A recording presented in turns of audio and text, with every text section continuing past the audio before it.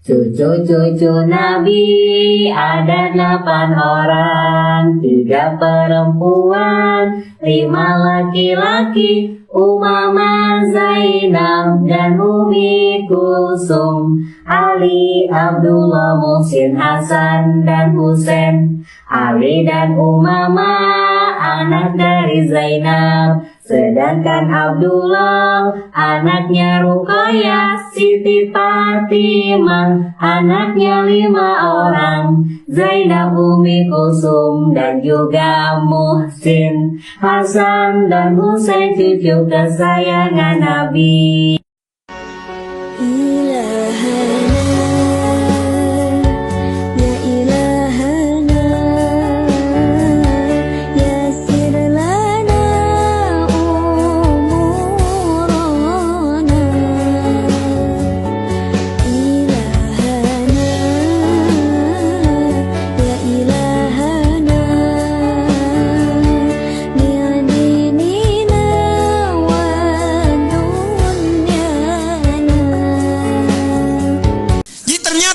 Kebahagiaan itu di Quran bukan uang. Kunci ketenangan, kesuksesan itu bukan harta benda, bukan jabatan, bukan kedudukan. Bahkan tidak sedikit orang yang telah mendapatkan kedudukan, bahkan tinggi kedudukannya, masih ingin menambah karena belum merasakan ketenangan dan kenyamanan. Bukankah Anda perhatikan orang-orang yang terjebak dalam korupsi itu, perbuatan-perbuatan mungkar itu? Bukankah kalau diperhatikan hartanya sudah melimpah, kedudukannya kadang-kadang sudah tinggi? Apa yang menyebabkan mereka bersikap demikian? Karena ada satu bagian dalam kehidupan yang belum dirasakan kenikmatannya. Kata Allah, kunci untuk meraihnya adalah takwa. Anda yang ingin mendapatkan tambahan pengetahuan yang sekarang tengah belajar, pelajarkah, mahasiswakah? Ternyata kuncinya bukan sekedar bakat kepintaran. Quran surah kedua Al-Baqarah di akhir ayat 282. Wattaqullaha wa yu'allimukumullah. Kamu tingkatkan takwamu kepada Allah, kata Allah, aku tambahkan dan ajarkan kepadamu tambahan pengetahuan. Kunci kebahagiaan ternyata bukan harta, bukan kedudukan. Quran surah kedua Al-Baqarah di akhir ayat 189. Wattaqullaha la'allakum tuflihun. Tingkatkan takwamu kepada Allah, kata Allah, aku tanamkan kebahagiaan di setiap etape kehidupanmu. Rumah tangga bahagia, pekerjaan bahagia, kehidupan sosial bahagia. Hadirin, bukankah yang punya harta adalah Allah? Bukankah yang punya ilmu adalah Allah? Bukankah yang punya kebahagiaan adalah Allah?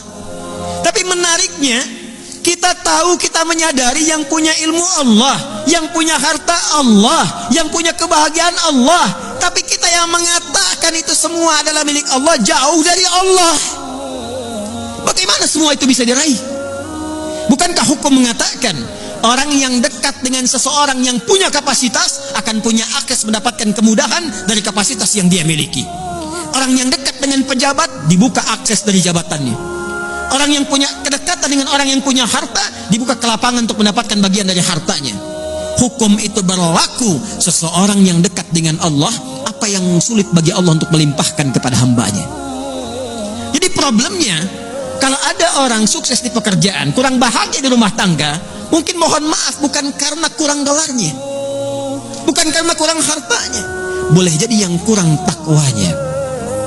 Kalau ada orang yang merasakan kurang mendapatkan kedudukan, bukan kurang tingginya, bukan kurang hebatnya, mungkin yang kurang takwanya.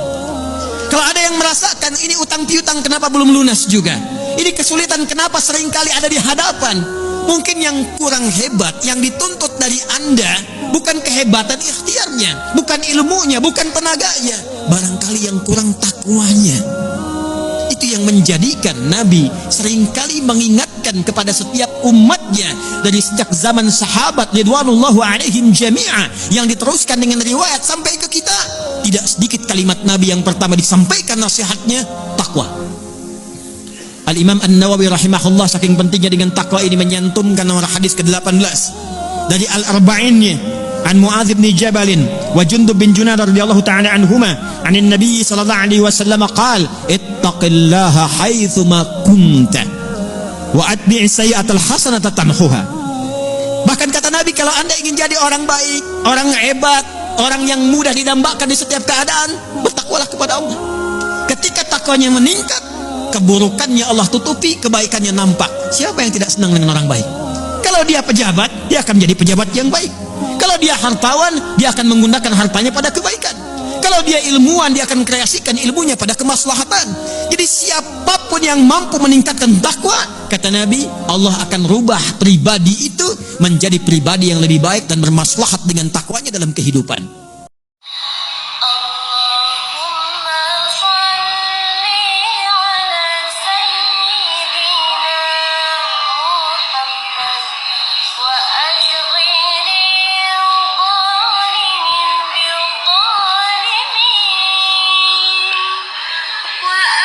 Makanya dalam surah Al-An'am ayat 32 Allah Subhanahu wa taala berfirman, Bismillahirrahmanirrahim, wa mal hayatud dunya illa la'ibu wa lahu walad darul akhiratu khairul lil ladzina yattaqun afala ta. Masya Allah, artinya apa, Bu? Udah katanya. Hidup dunia itu segala isi di dalamnya, kehidupan dunia itu cuman permainan, senda gurau. Ini pasangan itu senda gurau, anak senda gurau, harta senda gurau. Semua yang kita miliki itu nggak kekal dunia. Walal akhiratu khairul lil ladzina yattaqun, yang kekal buat orang-orang bertakwa itu akhirat. Karena kita di dunia cuman singgah. Orang hidup di dunia itu cuman seperti azan dan iqomah, bentar doang hidup kita ini. Betul apa enggak?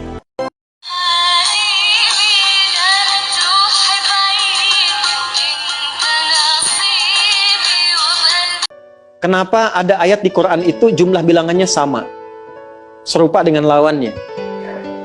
Malaikat disebutkan 88 kali, setan disebutkan 88 kali. Nah, lawan tugas malaikat itu setan. Malaikat membisikkan kebaikan, setan memprovokasi keburukan. Jumlahnya sama, karena setiap hari pun kita nggak akan bebas dari dua bisikan itu, baik atau buruk. Nah ini, kenapa ayat pengingat alam kubur dan kehidupan dunia 7 kali? Salah satu pesannya adalah karena kita 7 hari beraktivitas selama hidup di bumi itu. Maka diingatkan setiap hari. Maka setiap hari itu mesti ingat kematian. Sebelum tidur istighfar, siap nggak bekalnya, lihat temannya, selamat nggak keluarganya. Ya, maaf, izin, maaf sekali. Saya berulang kali minta maaf nih. Ya, berulang kali. Ada seorang suami soleh, istrinya soleh luar biasa. Satu kali suaminya karena kelelahan, bangunnya agak terlambat. Biasanya jam 3, ini setengah 4 bisa. Itu istrinya bangunkan sambil bersenandung. Pak, sayang, cepat bangun, Pak. Perjalanan kita masih panjang. Sedangkan ajal semakin mendekat. Sedangkan para musafir sudah punya banyak bekal di depan kita. Kita mesti nyusul mereka. Bangun, Pak. Itu Masya Allah kalau pakai bahasa Arab indah sekali. Pak, ajal itu mendekat kepada kita. Sedangkan perjalanan masih panjang. Teman-teman kita sudah di depan, bekalnya banyak sekali. Maksudnya apa? Teman-teman kita sudah ada yang hafal Quran, sholatnya nggak putus, malamnya banyak tahajud, puasanya nggak putus, sunnahnya dikerjakan. Kita ini, ya Allah, mau bangun tidur aja susah ya Allah, mau tahajud aja susah. Sementara ajal datang semakin dekat. Pak, bangun, Pak. Bangun, Pak. Takutnya kita meninggal malam ini. Kita nggak bisa menyusul teman-teman kita yang sudah di depan. Itu istri bangunkan suaminya. Ada lagi yang suami mau kerja, dibisikin istrinya. Pak, jangan sampai cari yang haram ya. Papa nggak bawa apa-apapun ke rumah di hari ini. Kami keluarga akan sabar. Mama akan tenangkan pada keluarga supaya sabar. Tapi Pak, kami nggak akan kuat merasakan sedetik pun di neraka jika Papa bawa yang haram ke rumah. Masya Allah. Nah ini disebutkan pengingat itu 7 kali. Di 7 ayat berbeda untuk mengingatkan setiap hari ingat wafat. Setiap hari ingat pulang. Setiap hari kita akan mengalami suasana di alam kubur. Jangan sampai meninggalkan dunia dalam keadaan yang terancam. Kalau masih nggak sadar juga dengan pengingat ini, muncul ayat ke-8. Muncul ayat ke-8. Di At-Taubah, ayat 84. Tempatnya pun At-Taubah. Ngajak taubat dulu sebelum diingatkan. Tapi dasar karena nggak pengen taubat juga, maka munculnya ancaman. Kalau ada yang masih nggak peduli, bahkan ada orang Islam yang masih bertahan dengan keburukannya, menampakkan ke orang lain dengan sifat nifaknya, maka turun ayatnya. Wala tusalli ala ahadim minhum mata abada. Wala taqum ala qabrih. Tuh. Allahu Akbar. Innahum kafaru billahi wa rasuli wa matu wa hum fasiqun. Kalau ada yang masih begitu, dan Anda lihat diingatkan susah, masih menampakkan kemaksiatan, Allah langsung memberikan ancamannya. Kalau dia bertahan demikian sampai dengan wafat, gak usah disolatkan. Jangan sampai berdiri di depan kuburnya katanya. Kurang apa lagi? Tiap hari diingatkan, 7 hari beraktivitas, 7 kali diingatkan, diberikan kasih sayang, diarahkan pada yang benar, ditunggu sampai tobat, tapi masih mengancam, masih menampakkan kehebatannya sampai dia wafat. Maka peringatannya apa? Orang-orang yang sengaja menantang berbuat maksiat, menghalalkan dosa yang besar, itu dihukumi oleh Quran. Kafaru billah. Yang menghalalkan dosa besar itu dihukumi kufur. Tapi jangan sembarangan, ya, jangan sembarangan menghukumi. Karena ada yang punya otoritas di situ. Gak boleh Anda sembarangan, ini kufur, ini togut, ini gak boleh. Gak boleh. Ada yang punya otoritas. Dan ada yang paham fikihnya. Gak boleh sembarangan. Hati-hati kalau ada aliran mengajak Anda, ini togut, ini aja, bunuh aja, tembak aja. Tinggalkan itu. Tinggalkan. Karena ada yang punya otoritas untuk menentukan klasifikasi mana yang benar, mana yang salah, mana yang ini, mana yang begitu. Jangan sampai terbawa pada aliran demikian. Jelas ya? Baik. Tapi kalau ada yang nekat berbuat maksiat sampai wafat, kata Allah, Nabi pun sampai dilarang. Jadi ini ayat turun tentang Abdullah bin Ubay bin Salul yang hidupnya mengaku muslim tapi banyak sekali menyakiti Nabi. Banyak berbuat maksiat, bahkan merencanakan pembunuhan kepada Nabi. Ditampakkan oleh Allah, begitu Nabi ingin menampakkan sisi kemanusiaan dengan menyolatkannya, turunlah ayat ini. Jangan disolatkan Muhammad. Jangan disolatkan. Biasanya sama teman-temannya. Jadi biasanya orang munafik ketemu munafik lagi. Ketemu munafik lagi. Hati-hati. Jangan sampai yang menyolatkan itu sama munafik, sama perbuat maksiat. Orang Islam dilarang yang beriman yang baik, bahkan wala takum ala qabri. Ke kuburnya pun jangan diantar. Jangan berdiri di depannya. Jangan sampai terancam demikian. Karena itu kalaupun ada yang nampak ciri-cirinya, kita doakan supaya kembali ke jalan yang benar. Kita tunjukkan kebaikan dengan lemah lembut, supaya dengan itu sadar dan menjadi bagian dari orang-orang beriman yang mendapatkan ridha Allah Subhanahu wa taala. Apalagi kalau itu bagian dari keluarga. Paham? Nah, inilah pelengkap dari bagian yang pertama. Maka secara singkat saya simpulkan, jadikan mulai hari ini semua kegiatan kita fisabilillah. Suami mendidik istri fisabilillah, menyayanginya fisabilillah. Mohon tatap istri Anda, keluarga Anda sebagai titipan Allah, dan Anda akan dihisab. Saya tuh kalau pulang malam, saya tatap istri anak-anak saya yang sudah tertidur. Sekarang Anda suka tanyakan, ya Allah, di mana saya dihisab ini? Saya khawatir mengajar banyak orang datang, tapi pada keluarga sendiri tidak mendapatkan perhatian sesuai dengan hak. Ya Allah, ketemu lagi enggak gitu? Antum dihisab, kan itu dipasangkan dengan ampun, bukan dengan yang lain. Itu dihisab. Maka perlakukan pasangan sebagai amanah Allah. Lakukan. Demikian juga istri kepada suami, anak-anak. Kemudian bekerja, lakukan fisabilillah. Kalau sudah fisabilillah, nggak mungkin korupsi, nggak mungkin nyogok. Jangan pulang dengan membawa yang haram. Sayangi keluarga. Antum yang belajar nih, yang masih belajar, fisabilillah, jangan pernah nyontek, ya. Jangan malas-malas belajar.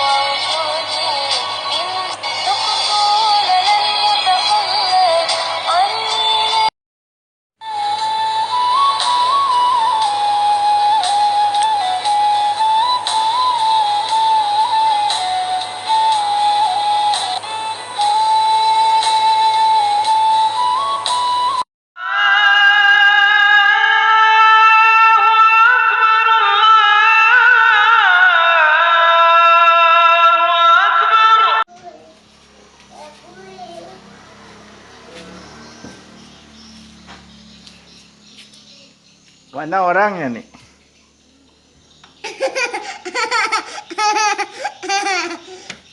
Udah mau masang baju nih kayak apa nih? Nggak mau masang baju. Udah mau nih kayak apa nih?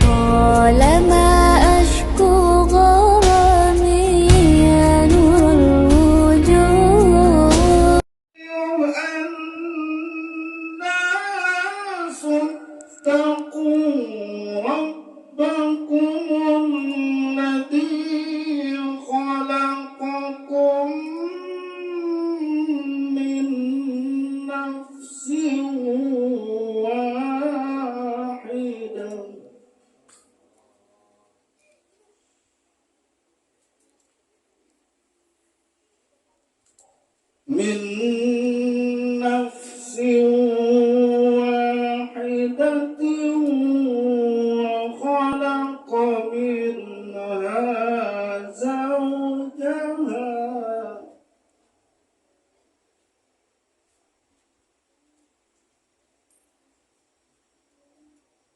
وخلق منها زوجها وبث منهما رجالا كثيرا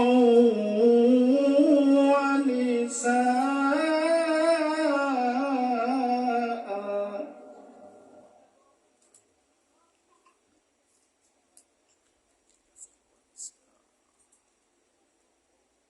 واتقوا الله الذي تساءلون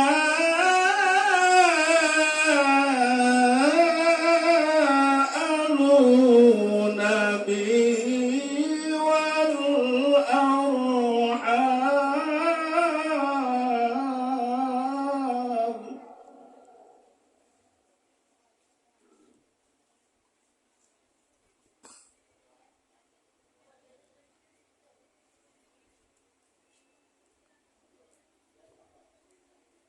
بسم الله الرحمن لا إله إلا الله لا إله إلا الله لا إله إلا الله لا إله إلا الله لا إله إلا الله لا إله إلا الله لا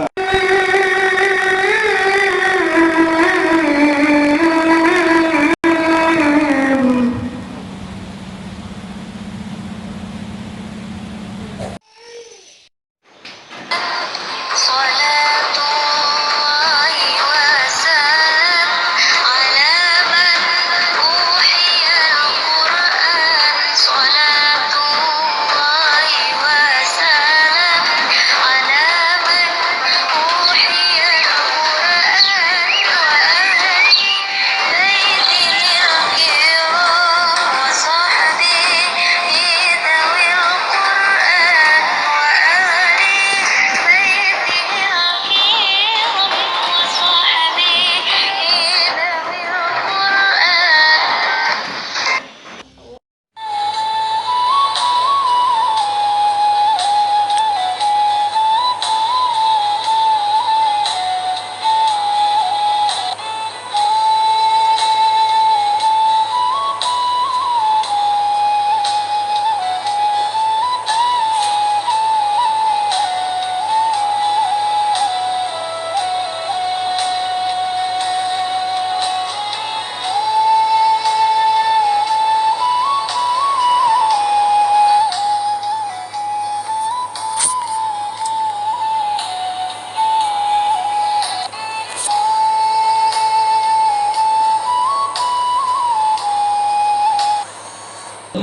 الليالي الجميلة بين القمر والهود والحدود الأصلية والغام والهدى ألطف علينا ليالي الجميلة بين القمر والهود والحدود الأصلية والغام والهدى ألطف.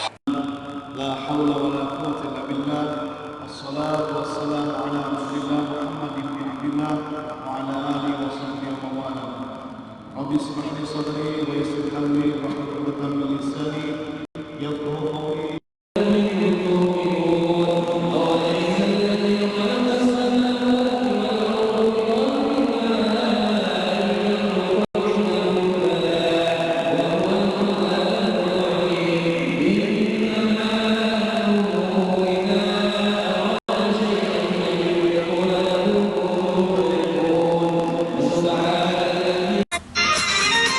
Bukan harta, bukan rupa, bukan pula kehebatan. Mungkin jikalau Allah Subhanahu wa taala ingin menampakkan dosa saya mungkin lebih besar dosa saya ketimbang dosa kamu yang hari ini berjoget-joget deh. Tapi ingin saya sampaikan hari ini, walaupun kadang-kadang pahit, tetap saya ingin sampaikan dan seluruh kepada orang-orang yang hari ini menggunakan cadar, memakai cadar. Alhamdulillah, mudah-mudahan Allah muliakan, Allah berikan dia istiqomah di dalam memakai cadar. Tapi ingat Kak, Tapi ingat dek, ketika anda hari ini memakai cadar, sama arti engkau sudah membawa, yaitu simbolis Siti Fatimah Zahra, yaitu putri kesayangan Rasulullah Shallallahu Alaihi Wasallam. Ya, cadar memang sunat, cadar memang sunat. Alhamdulillah bagi mereka yang hari ini yang sudah istiqamah memakai cadar. Tapi saya sangat menyayangkan orang-orang yang hari ini memakai cadar dengan sepenuh hati. Orang-orang yang hari ini pakai cadar betul-betul kadang-kadang dianggap remeh sama orang lain. Kenapa? Karena hal-hal yang seperti ini mereka lihat nggak ada harga diri lagi orang-orang hari ini yang pakai cadar. Tapi saya lihat dulu orang-orang yang pakai cadar, mungkin orang-orang wanita-wanita tertentu yang memakai cadar. Tapi hari ini saya melihat, ya Allah, kok seperti ini orang memakai cadar. Bukankah saya ini nggak punya dosa? Saya punya dosa. Semua kita punya dosa. Jika Allah Subhanahu wa Ta'ala ingin menampakkan dosa saya di hadapan teman-teman, mungkin teman-teman blog TikTok saya, maka ketika saya stick video seperti ini, apakah saya membenci kamu? Tidak, saya tidak membenci kamu, wahai adik, wahai kakak-kakak yang saat ini memakai cadar dan berjoget-joget. Tidak, bukankah seorang mukmin sejati dia saling menasihati, wa tawassau bil haq, saling memberikan, yaitu tentang kebenaran, saling berbagi tentang kebenaran, saling menasihati tentang kebenaran, wa tawassau bil marhamah, dan saling yaitu menasihati tentang kasih sayang sesama manusia. Bukankah itu mukmin sejati? Ini saya contohkan aja. Ketika seseorang sholat sunat, apabila kita melakukan sholat sunat dapat falah, dan apabila kita tinggalkan sholat sunat tersebut enggak dapat dosa. Dalam artian kata, setelah kita memasuki kepada sholat sunat tersebut, kita nggak boleh berbicara lagi. Hukumnya haram berbicara. Kenapa? Karena kita sudah memasuki dalam pada sunat. Ketika kita memasuki kepada sunat, maka diwajibkan, sudah wajib baca Fatihah, wajib ruku, wajib sujud. Itu ketentuannya. Maka ketika hari ini Anda memakai cadar sunat, Anda memakai cadar, maka Anda harus menjaga poin-poin tertentu agar jangan salah gunakan cadar tersebut. Ya, saya doakan mudah-mudahan kamu, insya Allah dengan kejadian seperti ini, mudah-mudahan menjadi pelajaran yang tentunya buat pribadi kita sendiri.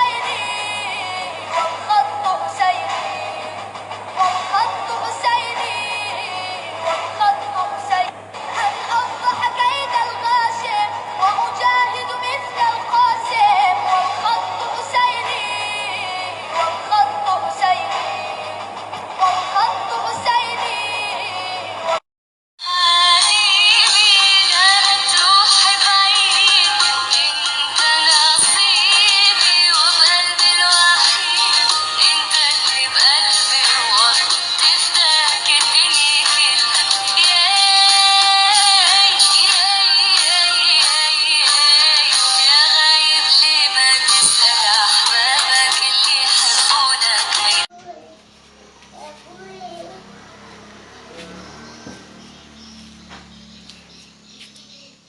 Mana orangnya nih?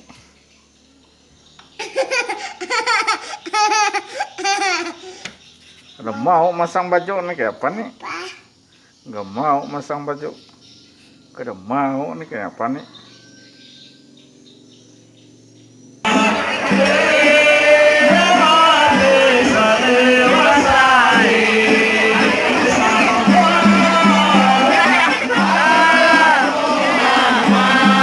Kenapa kalian masih hidup? Oh, karena rajin makan 4 sehat 5 sempurna. Berapa banyak orang habis olahraga sakit jantung mati. Lalu kenapa masih hidup? Karena Allah ingin kalian menjadi baik, dan dunia ikut menjadi baik karena kehadiran kalian.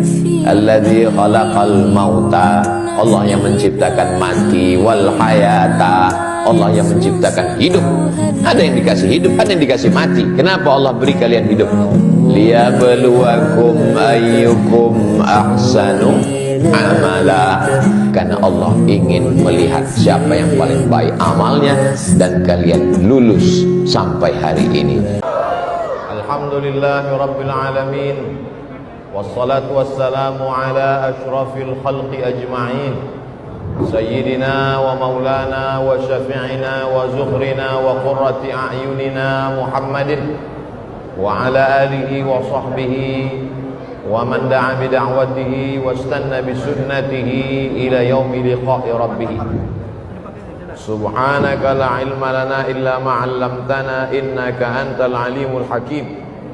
Rabbi shrah li sadri wa yassir li amri wa hlul 'uqdatam min lisani yafqahu qawli. Banyak yang mengatakan bahwa perempuan yang baik akan diberikan laki-laki baik. Ini pasti komplain, kenapa lakinya nggak baik?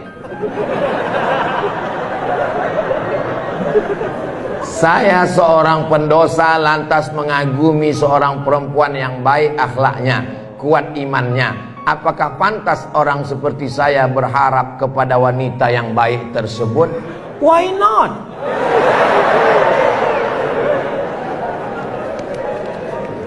At-tayyibuna lit-tayyibat, yang baik-baik dapat yang baik. At-tayyibat lit-tayyibin, yang baik dapat yang baik. Laki-laki yang baik dapat perempuan yang baik, perempuan yang baik dapat laki-laki yang baik. Ayat ini banyak dikomplain. Pak Ustadz, saya sholat, saya puasa, saya zakat, kenapa istri saya kuntilanak? Yang perempuan juga komplain, saya rajin pengajian, saya dengar ceramah Ustadz, kenapa suami saya genderuwo? Ayat ini ceritanya ketika sahabat Nabi hijrah dari Makkah ke Madinah. Tiba-tiba sampai di Madinah, susah mau nikah. Ada seorang perempuan, wanita tunasusila, maaf beribu maaf, mau dinikahi oleh seorang sahabat, ngadu ke Nabi, ya Rasulullah, aku mau nikah sama WTS. Kata Nabi, at-tayyibuna lit-tayyibat, laki-laki yang baik semestinya menikahi perempuan yang baik. Ayat itu membantah jangan menikahi perempuan pezina sebelum dia taubat. Tapi kalau dia taubat nasuha, at-taibu minaz zambi kama la zambalah, orang yang bertaubat seperti tidak berdosa. Itu maksudnya. Jadi kalau ada ibu baik, suaminya tak baik, itu ujian. Ibu sedang diuji dengan suami. Kalau ada suami yang baik, istrinya tak baik, itu pun ujian. Maka semua ini ujian. Sampai ujian macam-macam. Suami baik, istrinya baik, anak tak baik. Suami baik, istri baik, anak baik, menantu tak baik. Suami baik, istri baik, anak baik, menantu baik, cucu hantu. Suami baik, istri baik, anak baik, menantu baik, cucu baik, tetangga rese. Jadi hidup ini tidak pernah selesai. Orang yang mengatakan hidupnya selesai, berarti dia sudah mati sebelum waktunya. Tak layakkah saya pelaku dosa ini ingin dapat perempuan yang solehah? Perbaiki dirimu, taubat nasuha, berdoa kepada Allah. Insya Allah, berdoalah, ya Allah, kalau memang dia bukan jodohku, jadikanlah dia jodohku. Kalau dia sudah punya calon, matikanlah calonnya. Jangan, tidak boleh.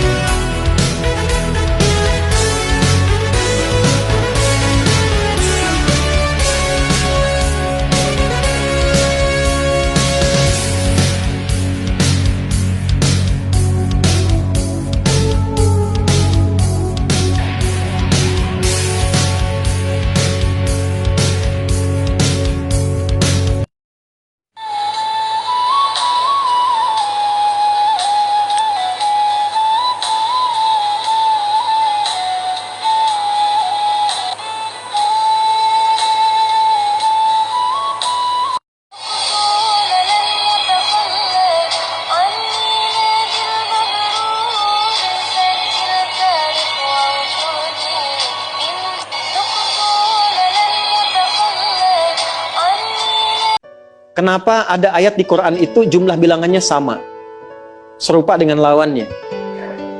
Malaikat disebutkan 88 kali, setan disebutkan 88 kali. Nah, lawan tugas malaikat itu setan. Malaikat membisikkan kebaikan, setan memprovokasi keburukan. Jumlahnya sama, karena setiap hari pun kita nggak akan bebas dari dua bisikan itu, baik atau buruk. Nah ini, kenapa ayat pengingat alam kubur dan kehidupan dunia 7 kali? Salah satu pesannya adalah, karena kita 7 hari beraktivitas selama hidup di bumi itu. Maka diingatkan setiap hari. Maka setiap hari itu mesti ingat kematian. Sebelum tidur istighfar, siap nggak bekalnya, lihat temannya, selamat nggak keluarganya. Ya, maaf, izin, maaf sekali. Saya berulang kali minta maaf nih. Ya, berulang kali. Ada seorang suami, saleh, istrinya salehah luar biasa. Satu kali suaminya karena kelelahan, bangunnya agak terlambat. Biasanya jam 3, ini setengah 4 misal. Itu istrinya bangunkan sambil bersenandung. Pak, sayang, cepat bangun Pak. Perjalanan kita masih panjang. Sedangkan ajal semakin mendekat. Sedangkan para musafir sudah punya banyak bekal di depan kita. Kita mesti nyusul mereka. Bangun Pak. Itu Masya Allah kalau pakai bahasa Arab indah sekali. Pak, ajal itu mendekat kepada kita. Sedangkan perjalanan masih panjang. Teman-teman kita sudah di depan, bekalnya banyak sekali. Maksudnya apa? Teman-teman kita sudah ada yang hafal Quran, sholatnya nggak putus, malamnya banyak tahajud, puasanya nggak putus, sunnahnya dikerjakan. Kita ini, ya Allah, mau bangun tidur aja susah ya Allah, mau tahajud aja susah. Sementara ajal datang semakin dekat. Pak, bangun Pak, bangun Pak. Takutnya kita meninggal malam ini, kita nggak bisa menyusul teman-teman kita yang sudah di depan. Itu istri bangunkan suaminya. Ada lagi yang suami mau kerja, dibisikin istrinya, Pak, jangan sampai cari yang haram ya. Papa nggak bawa apa-apa pun ke rumah di hari ini. Kami keluarga akan sabar. Mama akan tenangkan pada keluarga supaya sabar. Tapi Pak, kami nggak akan kuat merasakan sedetik pun di neraka jika Papa bawa yang haram ke rumah. Masya Allah. Nah ini disebutkan pengingat itu 7 kali. Di 7 ayat berbeda untuk mengingatkan setiap hari ingat wafat. Setiap hari ingat pulang. Setiap hari kita akan mengalami suasana di alam kubur. Jangan sampai meninggalkan dunia dalam keadaan yang terancam. Kalau masih nggak sadar juga dengan pengingat ini, muncul ayat ke-8.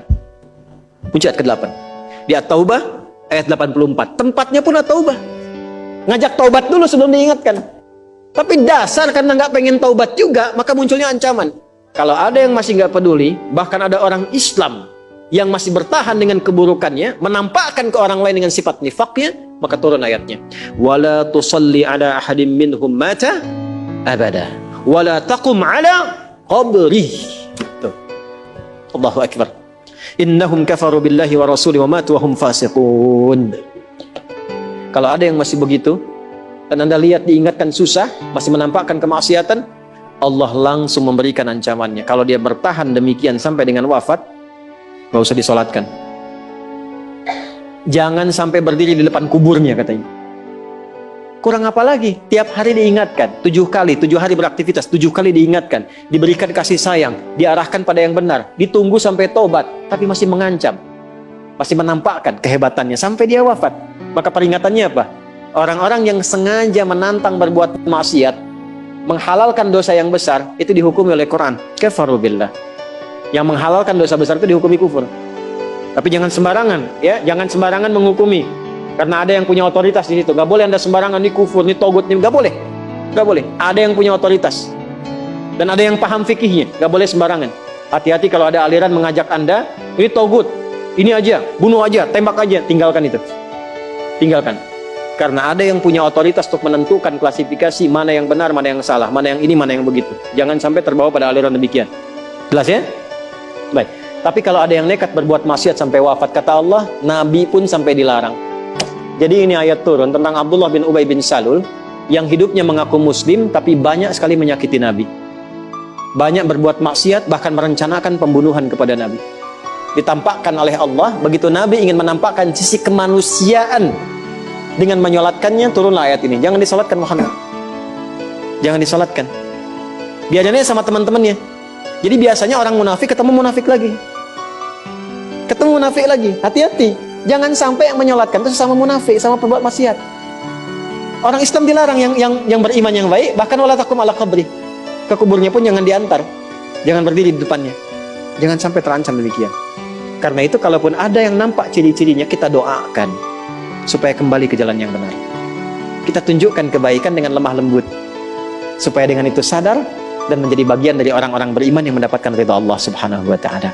Apalagi kalau itu bagian dari keluarga. Paham? Nah, inilah pelengkap dari bagian yang pertama. Maka secara singkat saya simpulkan, jadikan mulai hari ini semua kegiatan kita fisabilillah. Suami mendidik istri fisabilillah, menyayanginya fisabilillah. Mohon tatap istri Anda, keluarga Anda sebagai titipan Allah, dan Anda akan dihisab.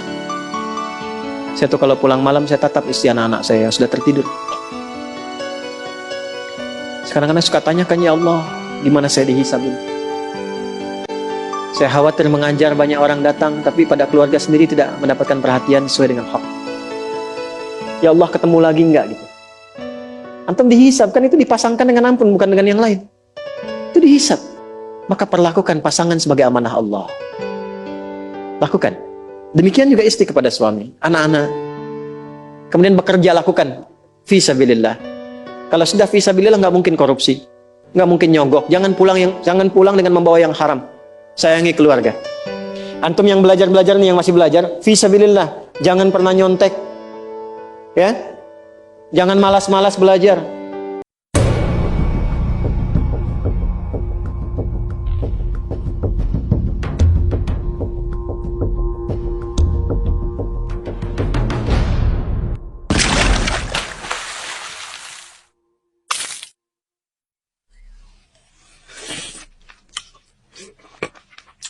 Kenapa Allah kasih banyak pada Nabi Muhammad derita-derita dalam hidupnya? Adalah karena Allah mempersiapkan Nabi Muhammad untuk kita umatnya. Karena semua deritamu teman-teman pernah dirasakan sama Nabi Muhammad alaihissalam. Jika kamu menderita karena kehilangan, karena kemiskinan, karena pembulian, dihina, dicaci, dimaki orang siapapun misalnya gitu, Nabi Muhammad pernah mengalaminya juga. Jika kamu menderita karena sakit, Nabi Muhammad pernah mengalaminya juga. Apapun saja dari derita kita, Nabi Muhammad pernah mengalaminya. Seolah-olah Nabi Muhammad selalu bisa berkata kepada kita, aku pernah merasakannya. Tenangkanlah dirimu, aku pernah merasakannya, aku tahu rasanya. Tenangkanlah dirimu, wahai umatku, aku akan selalu ada untukmu. Kita akan selalu bersama. Makanya dalam surah Al-An'am ayat 32 Allah Subhanahu wa taala berfirman, Bismillahirrahmanirrahim, wa mal hayatud dunya illa la'ibu wa lahu walad darul akhiratu khairul lil ladzina yattaqun afala ta. Masya Allah, artinya apa, Bu? Udah katanya. Hidup dunia itu, segala isi di dalamnya, kehidupan dunia itu cuman permainan, senda gurau. Ini pasangan itu senda gurau, anak senda gurau, harta senda gurau. Semua yang kita miliki itu nggak kekal dunia. Walal akhiratu khairul lil ladzina yattaqun, yang kekal buat orang-orang bertakwa itu akhirat. Karena kita di dunia cuman singgah. Orang hidup di dunia itu cuman seperti azan dan iqomah, bentar doang hidup kita ini. Betul apa enggak?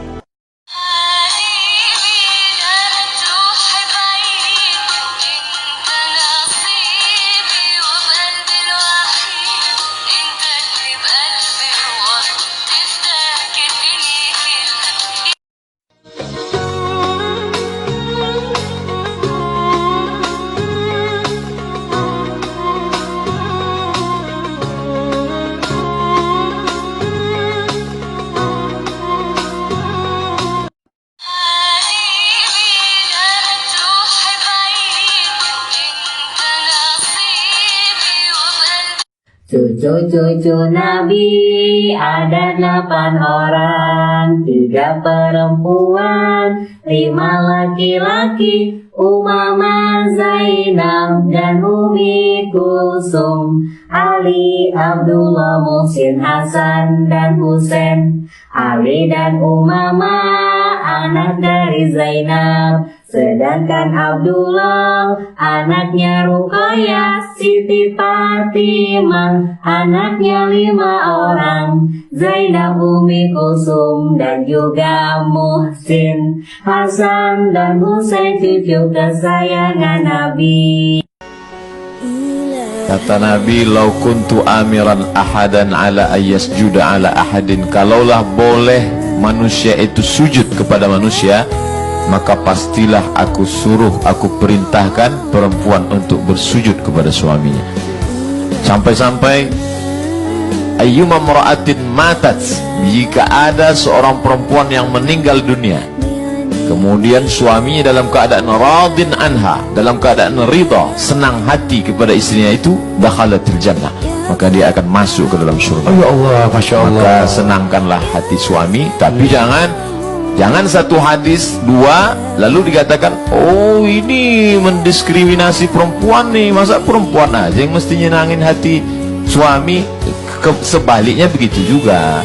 Makanya Nabi juga kepada Aisyah, dia tidak pernah panggil Aisyah, enggak, tapi dia panggil ya Humairah, karena perempuan itu tidak menangkap. Yang diingat perempuan bukan isi katanya, tapi yang diingat adalah kata-katanya. Perempuan itu yang dia ingat bukan substansi makna kalimatnya, tapi kata yang dipakai. Makanya banyak perempuan yang terhanyut karena kata-kata. Oleh sebab itu Nabi tidak panggil nama hai Aisyah, tapi dia panggil ya Humairah. Humairah diambil dari kata ahmar. Ahmar artinya merah. Humairah, wahai engkau yang kulitmu putih kemerahan ketika terkena sinar pancaran matahari, maka ya Humairah. Tapi kalau ada juga kadang jamaah, Ustaz, istri saya panggil Humairah boleh nggak? Ya boleh, boleh. Tapi dia nggak putih kemerahan, ya nggak apa-apa. Anggap aja putih kemerahan gitu. Kalau abu-abu istrinya. Makanya dalam hadis dikatakan, man tazawwaja, siapa yang menikah, faqad istakmala nisfal iman, maka dia sudah menyempurnakan setengah iman. Oleh sebab itu sehebat-hebatnya lelaki, maka imannya ada setengah pada perempuan. Maka katakanlah, hai engkau, setengah imanku ada pada diri. Woi.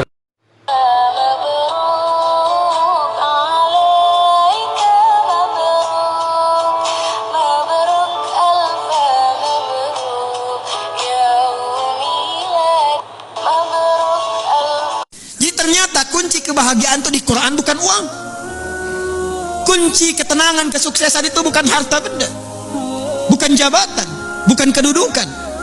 Bahkan tidak sedikit orang yang telah mendapatkan kedudukan, bahkan tinggi kedudukannya, masih ingin menambah karena belum merasakan ketenangan dan kenyamanan. Bukankah Anda perhatikan orang-orang yang terjebak dalam korupsi itu, perbuatan-perbuatan mungkar itu? Bukankah kalau diperhatikan hartanya sudah melimpah, kedudukannya kadang-kadang sudah tinggi? Apa yang menyebabkan mereka bersikap demikian? Karena ada satu bagian dalam kehidupan yang belum dirasakan kenikmatannya. Kata Allah, kunci untuk meraihnya adalah takwa. Anda yang ingin mendapatkan tambahan pengetahuan yang sekarang tengah belajar, pelajarkah, mahasiswakah? Ternyata kuncinya bukan sekedar bakat kepintaran. Quran surah kedua Al-Baqarah di akhir ayat 282. Wattaqullaha wa yu'allimukumullah. Kamu tingkatkan takwamu kepada Allah, kata Allah, aku tambahkan dan ajarkan kepadamu tambahan pengetahuan. Kunci kebahagiaan ternyata bukan harta, bukan kedudukan. Quran surah kedua Al-Baqarah di akhir ayat 189. Wattaqullaha la'allakum tuflihun. Tingkatkan takwamu kepada Allah, kata Allah, aku tanamkan kebahagiaan di setiap etape kehidupanmu. Rumah tangga bahagia, pekerjaan bahagia, kehidupan sosial bahagia. Hadirin, bukankah yang punya harta adalah Allah? Bukankah yang punya ilmu adalah Allah? Bukankah yang punya kebahagiaan adalah Allah? Tapi menariknya, kita tahu, kita menyadari yang punya ilmu Allah, yang punya harta Allah, yang punya kebahagiaan Allah. Tapi kita yang mengatakan itu semua adalah milik Allah, jauh dari Allah. Bagaimana semua itu bisa diraih? Bukankah hukum mengatakan orang yang dekat dengan seseorang yang punya kapasitas akan punya akses mendapatkan kemudahan dari kapasitas yang dia miliki? Orang yang dekat dengan pejabat dibuka akses dari jabatannya. Orang yang punya kedekatan dengan orang yang punya harta dibuka kelapangan untuk mendapatkan bagian dari hartanya. Hukum itu berlaku seseorang yang dekat dengan Allah, apa yang sulit bagi Allah untuk melimpahkan kepada hambanya. Jadi problemnya, Kalau ada orang sukses di pekerjaan, kurang bahagia di rumah tangga, mungkin mohon maaf bukan karena kurang dolarnya, bukan karena kurang hartanya, boleh jadi yang kurang takwanya. Kalau ada orang yang merasakan kurang mendapatkan kedudukan, bukan kurang tingginya, bukan kurang hebatnya, mungkin yang kurang takwanya. Kalau ada yang merasakan ini utang piutang kenapa belum lunas juga, ini kesulitan kenapa seringkali ada di hadapan, mungkin yang kurang hebat yang dituntut dari Anda bukan kehebatan ikhtiarnya, bukan ilmunya, bukan tenaganya, barangkali yang kurang takwanya. Itu yang menjadikan Nabi seringkali mengingatkan kepada setiap umatnya dari sejak zaman sahabat ridwanullahu alaihim jami'a yang diteruskan dengan riwayat sampai ke kita. Tidak sedikit kalimat Nabi yang pertama disampaikan nasihatnya takwa. Al-Imam An-Nawawi rahimahullah saking pentingnya dengan takwa ini menyantumkan nomor hadis ke-18 dari Al-Arba'innya an Mu'adz bin Jabal wa Jundub bin Junadah radhiyallahu ta'ala anhuma anin Nabi sallallahu alaihi wasallam qala ittaqillaha haitsu ma kunta wa atbi' sayyi'atal hasanata tamhuha. Bahkan kata Nabi, kalau Anda ingin jadi orang baik, orang hebat, orang yang mudah didambakan di setiap keadaan, bertakwalah kepada Allah. Ketika takwanya meningkat, keburukannya Allah tutupi, kebaikannya nampak. Siapa yang tidak senang dengan orang baik? Kalau dia pejabat, dia akan menjadi pejabat yang baik. Kalau dia hartawan, dia akan menggunakan hartanya pada kebaikan. Kalau dia ilmuwan, dia akan kreasikan ilmunya pada kemaslahatan. Jadi siapapun yang mampu meningkatkan takwa, kata Nabi, Allah akan rubah pribadi itu menjadi pribadi yang lebih baik dan bermaslahat dengan takwanya dalam kehidupan.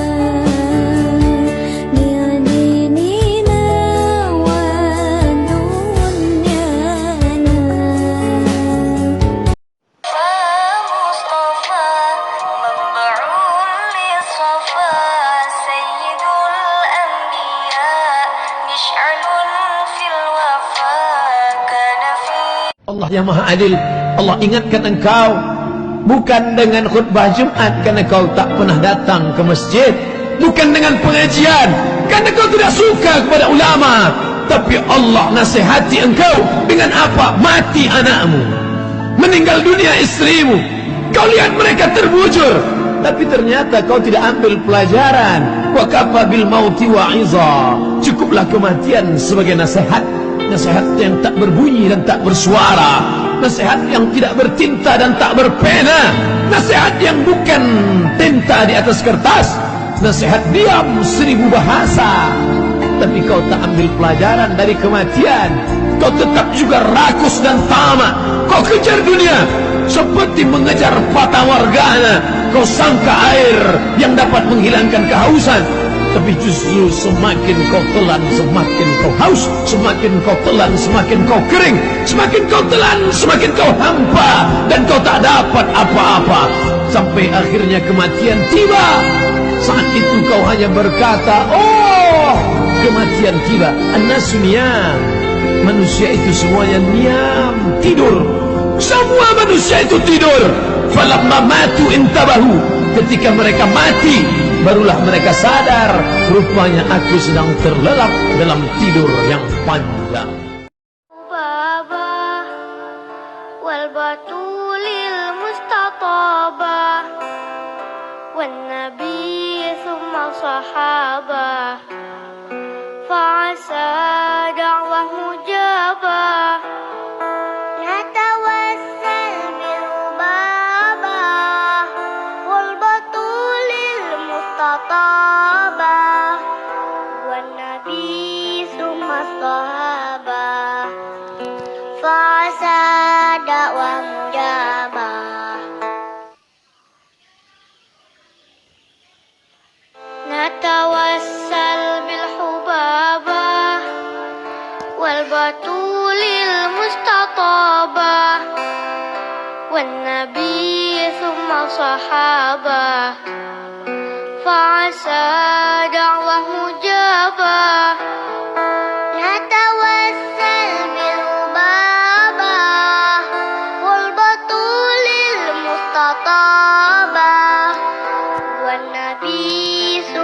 sahabah fa'asa dakwah mujabah. Allahumma salli ala sayyidina Muhammad wa ashghili al-zalimin bil-zalimin wa akhrijna min bainihim salimin wa ala alihi wa sahbihi wa sallim.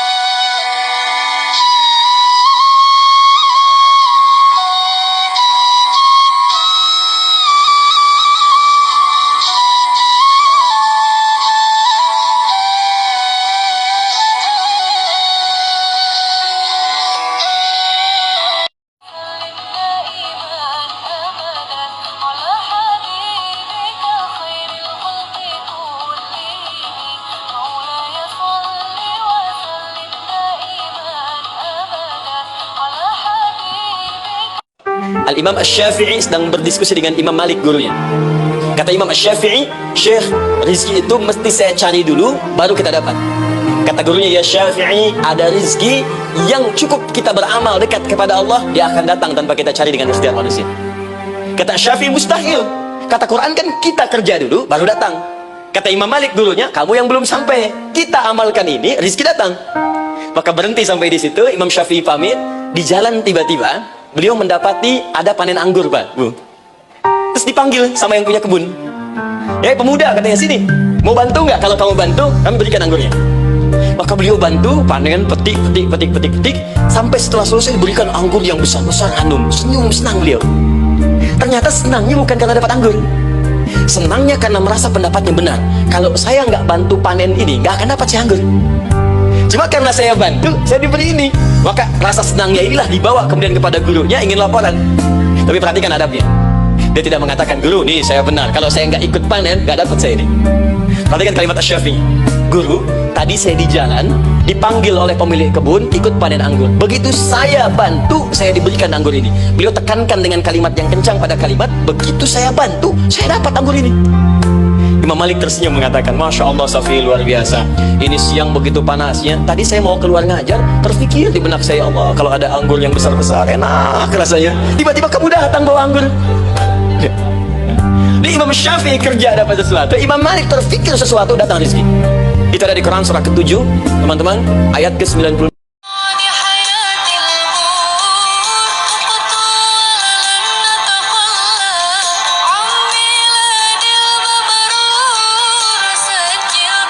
Almarhum Guru Zuhdi pernah memberikan amalan. Sidin memberikan amalan. Apabila ikam tapalipit, Sidin. Tahu lah kalau tapalipit. Tapalipit, tadasak, tapadesak, tapalipit. dalam masalah apapun, hutangkah digesak orang bayar, atau masalah apakah, tatamu polisi karajia di tengah jalan, kebelujuran hari itu SIM tertinggal, kebelujuran bener ya, besim cuma kada ingat tabawa, ini masalah nih. Atau ada permasalahan apakah yang sifatnya tuh genting, tapalipit, tapadesak, ganggam Guru Zuhdi tangan nikam. Kayak apa menggenggamnya? Masukkan ibu jari ke telapak tangan. Andak ibu jari di sini, ganggam pisit-pisit. Nah, ya kah? Nah, masukkan ganggam. Pisit-pisit. Pisit-pisit. Paling pisit. Sapisit-pisitnya genggam, biar sampai menggetar kayak ini Bapak. Sehabis pisit dah genggam, sehabis pisitnya kedua belahnya. Bayangkan genggaman ini adalah masalah yang genting yang kita hadapi.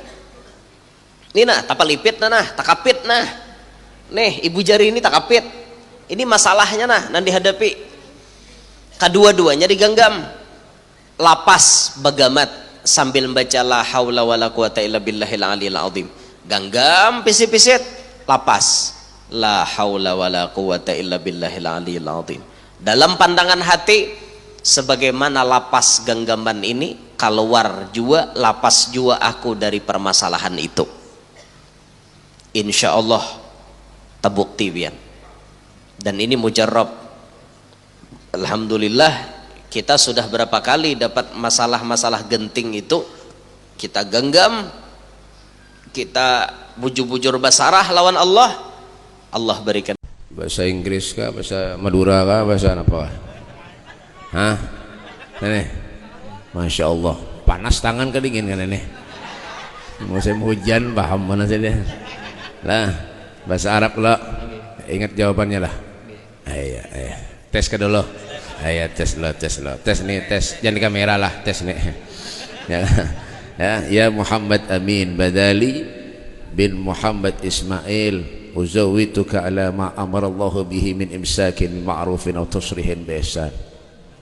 Ya Muhammad Amin Badali bin Muhammad Ismail, zawwatuka ankahtuka mahtubataka Ainun Najirah binti Muhammad Rali al-adhilli muwakkili fi tazwijiha minka bimahar 100,000 rupiah naqdan. Qabiltu nikah wa tazwijaha bil mahril mazkur halan. Oh cocok ini metes aja guru metes aja nek lancar sekalinya, rupanya seminggu belajar ini dah.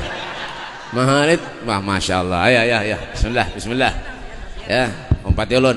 Bismillahirrahmanirrahim. Umpat ulun. Bismillahirrahmanirrahim. Paham nggak tampar nih ya. Bismillahirrahmanirrahim. Bismillahirrahmanirrahim. Asyhadu an la ilaha illallah wa asyhadu anna Muhammadan Rasulullah. Usikum wa nafsi bitaqwallah. Allahumma salli ala sayyidina Muhammadin wa ala ali sayyidina Muhammad.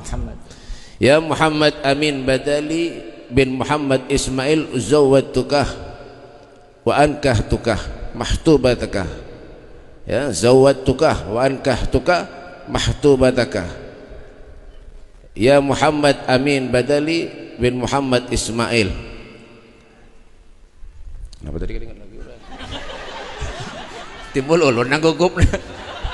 Ada guru kuning nih. Sana. Ya Muhammad Amin Badali bin Muhammad Ismail, ya kah? Zawwatuka ankahtuka mahtubataka al-adhilli muwakkili fi tazwijiha minka Ainun Najira binti Muhammad Ramli bimahar 100,000 rupiah naqdan. Qabiltu nikahaha wa tazwijaha bil mahril mazkur halan. Masyaallah. Ulangi kah? Saksinya mana ada ini? Berataan kah? Ulangi lagi kah? Ya, sekali lagi. Bismillahirrahmanirrahim. Biar aja 10 kali kira jiwa. Ya kan? Ya Muhammad Amin Badali bin Muhammad Ismail. Ya. Zawwatuka ankahtuka mahtubataka al-adhilli muwakili fi tazwijiha minka Ainun Najirah binti Muhammad Ramli bimahar mi'alf rupiah nagdan. Qabiltu nikahaha wa tazwijaha bil mahr al mazkur halan. Barakallah ala hadhihi niyyah wa qullatun salam min as-sihah al-afiyah wa tulul umur tilla rasul rizqan halalan tayyiban barakan Allah ij'alna wa yakum minal muttaqin as-sabiqin an Allah yafdana bi jahin nabi barakati ashabi dzurriyyati ahli baitin nabi wa la hadratin nabi bi sirril Fatihah. Jadi saya ingin katakan Yathrib ini sudah lama, 37 generasi sebelum kelahiran Nabi sudah ada tempatnya, sudah ada kemudian penduduk awalnya. Secara singkat, sebelum kedatangan Nabi, tempatnya bukan kota, Pak. Tidak ideal, Bu. Maaf, pasarnya rusak. Yang menguasai Yahudi, harga suka-suka, kecurangan paling banyak, sampai viral. Dulu sudah ada viral. Cuman belum ada like, share, and comment. Komen sudah ada, subscribe yang tidak ada. Jadi pasarnya rusak. Yang kedua, komersial tinggi, pertengkaran itu banyak. Ada dua suku besar, namanya Aus dengan Khazraj. Itu kalau ada di Aus yang luka, di Khazraj mesti luka. Kalau ada yang meninggal, satu suku lain mesti ada yang tewas. Jalanan tak tertata, sosial konflik tinggi. Anda bayangkan, Nabi Muhammad SAW diperintahkan oleh Allah hijrahnya ke tempat yang belum ideal untuk memberi contoh nanti di masa datang, dan nanti kurikulumnya oleh Imam Muslim ditempatkan dalam kitab sahih beliau dengan nama Kitabul Imarah, bab tentang tata kota. Assalamualaikum warahmatullahi wabarakatuh. Assalamualaikum warahmatullahi wabarakatuh. Nama saya Novel bin Muhammad Al-Idrus. Ya, kebetulan saya dari Solo. Ya, Masya Allah. Habibana, la, ya Habibana.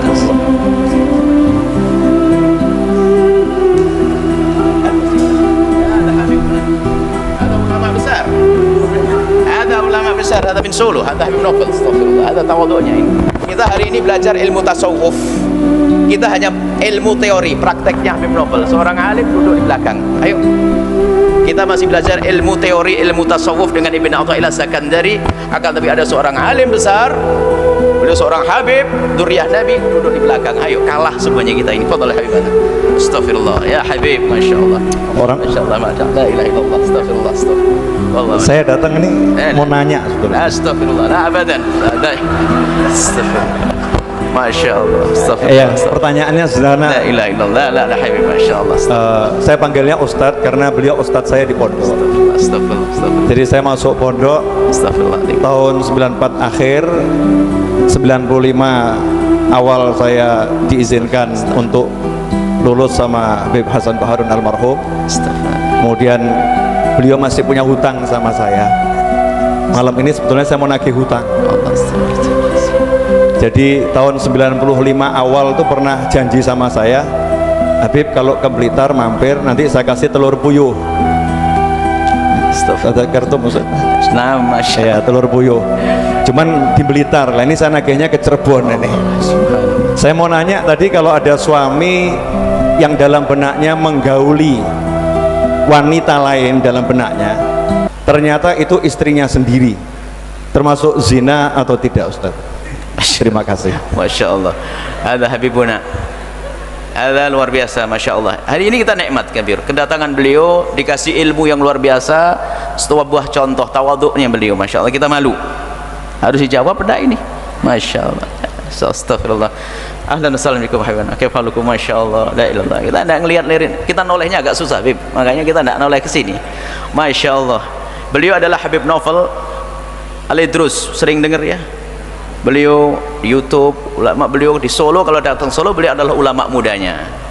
Alhamdulillah datang ke tempat kita semakin berkah tempat ini, Masya Allah. Berpeganglah dengan ulama-ulama seperti beliau ini, habaib seperti beliau ini, mengajarkan kelembutan, mengajarkan dakwah, Masya Allah di mana-mana.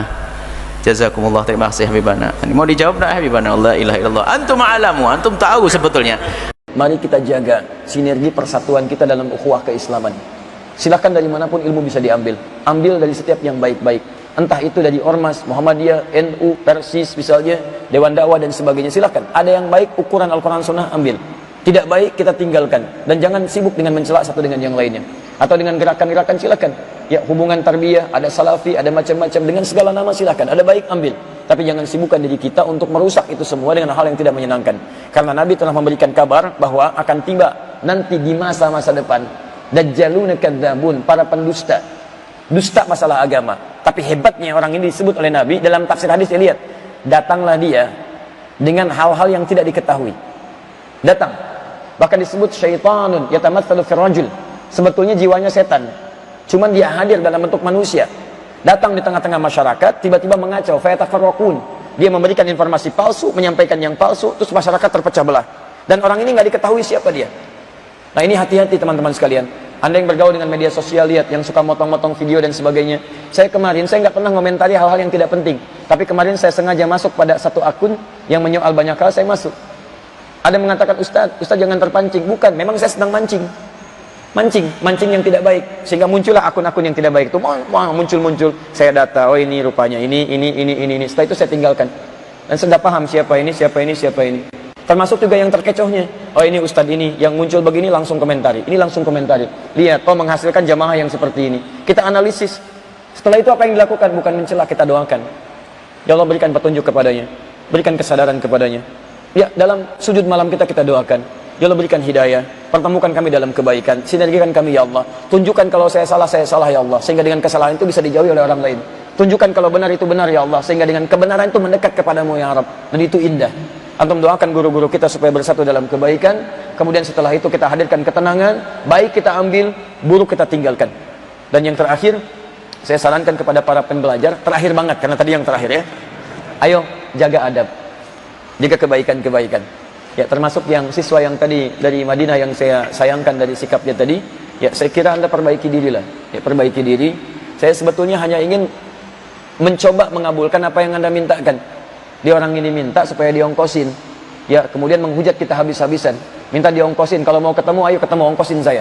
Ya, bahkan dia ukur, ya, ini tiketnya sekian, ini sekian, 10.000 sekian real. Alhamdulillah, ayo kita ongkosin. Saya mau tulis surat, saya kirimkan ke rektornya sekalian karena orang ini minta untuk keluar, ya, kemudian menantang kita untuk ini untuk itu, minta diongkosin. Saya siapkan suratnya. Kemudian kita mau telepon ke kedutaan di Indonesia di Arab Saudi. Sekretaris 3-nya ada di kelas saya bawakan suratnya, minta jadi utusan ke sana, ke rektornya, sampaikan, kita ongkosin, kita bawa ke sini. Kalau perlu kita fasilitasi, sampaikan kesalahan saya di hadapan antum semua. Ya. Atau di hadapan dubes di Istiqlal tanggal 17, kita undang dia, sampaikan, ayo. Ya, itu sesungguhnya Anda yang minta, kita kabulkan. Tapi kemudian saya dapat beberapa balasan, anak itu klarifikasi, maksudnya bukan ke antum Ustaz, maksudnya ke orang lain, maksudnya begini. Antum itu, saya ini orang yang cukup detil, semua pernyataan antum saya sudah punya semua. Tanggalnya, jamnya, kapan, statusnya, segalanya sudah ada semua. Ya, makanya hati-hati dengan pembicaraan. Kalau sedang masih belajar, jangan banyak mencela orang lain. Begitu kemudian disampaikan, antum tidak siap dengan itu. Ustaz, kalau mau bertemu, tolong jangan sekarang. Saya mau ujian, gini-gini dan sebagainya. Kalau nanti Ustaz umroh baru kemudian kita bertemu, antum ini gimana? Tadi mencela, sekarang sudah berbeda. Tadi begini, sekarang sudah begini. Kalau masih belajar sudah begini, bagaimana saat jadi dai nanti? Kalau dalam belajar saja sudah mencela orang lain, mencela guru, bagaimana saat jadi pengajar? Bagaimana kualitas muridnya nanti? Maka itu saya mengajak pada antum semua, kalau antum belajar, jadilah pelajar, jangan jadi pengajar. Dan susun bahasa-bahasa yang baik. Karena agama ini menyebar lewat akhlak, bukan hanya menyebar lewat tuntunan. Ya, maka kalau Anda meminta demikian, Anda jangan khawatir, saya tidak akan merusak karir kuliah Anda. Silakan kuliah dengan nyaman dan sebagainya, tapi rubah perilaku Anda. Saya tidak meminta, saya nggak akan seperti yang lain, tulis materai 6.000 minta maaf, tidak. Saya hanya tunjukkan bahwa kata-kata Anda itu kadang-kadang tidak baik, akibatnya seperti itu. Ya, jadi silakan, nggak ada masalah, saya tidak akan ganggu kuliah Anda. Silakan teruskan kuliah dengan baik dan sebagainya. Sebetulnya saya ingin mengabulkan permintaannya saja. Ya, tapi karena sudah menyampaikan berbagai sesuatu, yaitu terbuka, saya tidak akan respon banyak hal dari itu semua. Kalau ingin menyampaikan sesuatu, silahkan, saya ada di Madinah dan sebagainya, sampaikan. Dan saya senang menerima itu semua. Ya teman-teman sekalian, dan kepada yang di media sosial, tolong jangan dihujat lagi anak itu, supaya bisa fokus untuk belajar dan sebagainya. Saya tidak mencelanya, sudah selesai. Saya anggap itu selesai. Ya, saya juga tidak akan kemudian tulis lagi kepada rektornya, karena anak ini sudah khawatir dipulangkan dari sana, khawatir macam-macam. Jadi silakan Anda belajar dengan tenang, dan tolong jangan dibully lagi, karena sudah mungkin lisannya. Saya sudah maafkan dia dan saya tidak akan ungkit lagi, sudah selesai. Yang penting jadi pelajaran untuk kita semua. Kalau masih belajar jangan banyak mencela orang lain. Jelas ya? Baik, Anda yang belajar dengan saya dan Anda mencela orang lain, saya bersaksi di hadapan Allah Anda tidak pernah belajar dengan saya. Sudah, ya, cukupkan, ambil yang baik-baik. Dengan itu semoga Allah maafkan kita semua, semoga Allah ampuni kita semua, dan semoga Allah berikan syafaat kepada Nabi Muhammad SAW untuk kita semuanya insyaallah. Subhanakallahumma bihamdika asyhadu an la ilaha illa anta astaghfiruka wa atubu ilaik. Wa akhiru da'wana alhamdulillahi rabbil alamin. Allahu minkum. Maaf. Bukunya cukup. Siapa yang paling jauh? Mana yang paling jauh? Dari mana? Jogja. Ya. Pontianak. Masya Allah. Jazakumullah khair. Oh, sudah ada. Ada lagi yang paling jauh? Tidak ada. Baik, kalau nggak ada yang paling jauh, saya kasih yang paling dekat ya. Jazakumullah khair. Nanti insya Allah pertemuan berikutnya kita coba, kalau masih ada cetakan kita bagikan lagi. Nanti kita titipkan ya. Assalamualaikum warahmatullahi wabarakatuh. Sebenarnya apa yang kamu sombongkan? Harta atau tahta? Kamu harus tahu bahwa kalimat Allahu Akbar itu bukan sekedar Allah Maha Besar, namun juga memiliki arti bahwa kita sangatlah kecil. Jadi, mau sebanyak apapun harta kamu, mau setinggi apapun tahta kamu, kamu hanyalah makhluk kecil di hadapan Allah. Jadi tidak ada yang perlu disombongkan. Man lam yasbir 'alal bala'i, siapa saja yang tidak mau bersabar di atas balaku, walam yashkur 'ala ni'mai, dan siapa saja yang tidak mau bersyukur di atas nikmatku, walam yarda bi qada'i, dan siapa saja yang tidak mau menerima ia di atas ketetapanku, falyakhruj min tahtas sama, keluar kalian daripada bumiku, cari Tuhan selain daripadaku. Jangan terlalu kagum dengan orang-orang banyak duit. Jangan terlalu kagum dengan orang-orang yang banyak harta. Jangan merendahkan diri di hadapan orang-orang yang banyak harta. Ingat pesan Rasulullah sallallahu alaihi wasallam, dan barang siapa yang merasa rendah di hadapan orang yang kaya karena kekayaannya, merendahkan diri di hadapan orang yang kaya karena banyak duitnya, faqad dhahabat thulutsa dinhi, sungguh orang itu telah lenyap ataupun telah hilang 2/3 agamanya. Na'udzubillah. Jangan terlalu mendewa-dewakan sehingga engkau lupa diri menghormati para alim ulama. Wajib kalian dengarkan ungkapan mesra Nabi Yunus alaihi salam ketika berada dalam puncak kegelapan dan puncak kesusahan yang sangat luar biasa dalam perut ikan. Nabi Yunus alaihi salam mengatakan kepada Allah, la ilaha illa anta subhanaka inni kuntu minadh dhalimin. Adakah ia meminta yaitu sesuatu dalam doa ini? Tidak. Beliau hanya memuji Allah dengan pujian yang indah dan mengakui bahwa kehinaan dirinya di hadapan Allah Subhanahu wa taala. Tetapi wasilah pujian ini yang diucapkan dari lapis kegelapan, dari lapis-lapis kesusahan Nabi Yunus yang dialami ketika berada dalam perut ikan, Allah ijabahkan doa beliau. Maka Allah keluarkan beliau dari perut ikan. Maka Nabi Yunus diselamatkan oleh Allah Subhanahu wa taala dari kesedihan. Bukankah seperti kita? Lapis-lapis kegelapan seperti masalah-masalah kita. Masalah kita yang hari ini itu merupakan lapis-lapis kegelapan. Masalah yang datang kepada kita bertubi-tubi tanpa belum berakhir masalah ini, timbul masalah lagi. Bukankah itu lapis-lapis kegelapan? Maka Allah Subhanahu wa taala mengatakan dalam hadis kursi, barang siapa yang menyibukkan dirinya dengan memuji Allah sampai-sampai enggak sempat mengajukan permohonan kepadanya, maka Allah akan memberikan nikmat yang baik, yang lebih baik daripada yang diharapkan orang yang memintanya. Maka ketika hari ini kita mempunyai masalah, maka memuji Allah itu lebih baik daripada meminta agar kita terlepas daripada kesusahan. Ingat, Allah mengatakan dalam Al-Quran, wa idh ta'adzana rabbukum la in syakartum la azidannakum. Dan ingatlah tatkala Tuhanmu memaklumkanmu, sesungguhnya jika kamu bersyukur kepada Allah, pasti kami akan menambahkan nikmat kepadamu. Wala in kafartum inna azabil lasyadid. Dan jika kamu mengingkari nikmatku, kata Allah, maka sesungguhnya azabku sangat pedih. Dan Allah mengatakan, nahnu narzuquhum wa iyyakum. Kami yang memberikan rezeki kepadamu dan juga kepada anak-anakmu. Maka ketika saat kita menjalani kehidupan ini yang sangat berat, bingung rasanya mau minta apa kepada Allah Subhanahu wa taala. Malu rasanya ketika ingat dosa-dosa yang pernah kita lakukan. terlalu banyak hajat yang ingin disampaikan kepada Allah. Maka sibukkan saja diri kita dengan memuji Allah dan memohon ampun, karena Dia Maha tahu apa yang kita butuhkan dan apa yang kita inginkan. Barakallahu fikum. Wanita yang soleha itu bukan yang pakai cadar, bukan yang pakai nikab, tapi kata Rasulullah, wanita soleha itu idza shallat mar'atu khamsa, jika seorang wanita menunaikan solat 5 waktu, wassamat syahraha, dan berpuasa dia di bulan Ramadan, wa hafizat fajraha, dan menjaga kemaluannya dari pandangan-pandangan orang lain, wa ta'at zawjaha, dan mentaati suaminya, hanya mentaati suaminya, qila laha dukhulil jannah min ayyal abwabil jannah syi'ti, masuk dah ke dalam syurga dalam pintu apa saja yang ia kehendaki. Dalam artian kata, itulah wanita soleha. Hanya 4 perkara saja untuk mendapatkan titel wanita soleha. Semua manusia mempunyai kesalahan, tapi bukan kesalahan yang senantiasa berturut-turut dilakukannya. Semua orang mempunyai maksiat, tapi bukan maksiat yang senantiasa dibanggakan bahkan dipamerkan. Ketika seorang hamba sadar di atas maksiatnya, lalu mereka bertaubat kepada Allah, itulah hamba yang senantiasa dicintai oleh Allah, karena Allah selalu membukakan pintu taubat kepada kita. Pernahkah anda mendengarkan hadis kudusi? Wahai anak Adam, lau balagat dunubuka anan nas-sama, seandainya engkau datang kepadaku dengan membawa dosa setinggi langit dan bumi, seandainya engkau datang membawa dosa kepadaku penuh dengan isi-isi langit, summa astaghfartani, kemudian engkau meminta ampun kepadaku, kata Allah, ghafartu lak, maka aku akan ampuni kalian, wala ubali, dan aku tidak peduli dosa yang pernah kalian lakukan. Artinya, begitu luas ampunan Allah Ta'ala, begitu terbuka ampunan Allah Subhanahu wa Ta'ala kepada kita. Justru kenapa kita tidak meminta maaf, padahal kemaafan Allah lebih besar daripada dosa yang pernah kita lakukan. Ketika kita berbuat maksiat, jangan pernah anda banggakan dan juga jangan pernah anda pamerkan, karena ketika anda mempamerkan maksiat, sama artinya engkau sedang mendakwah kemaksiatan di kalangan manusia. Barakallahu fikum.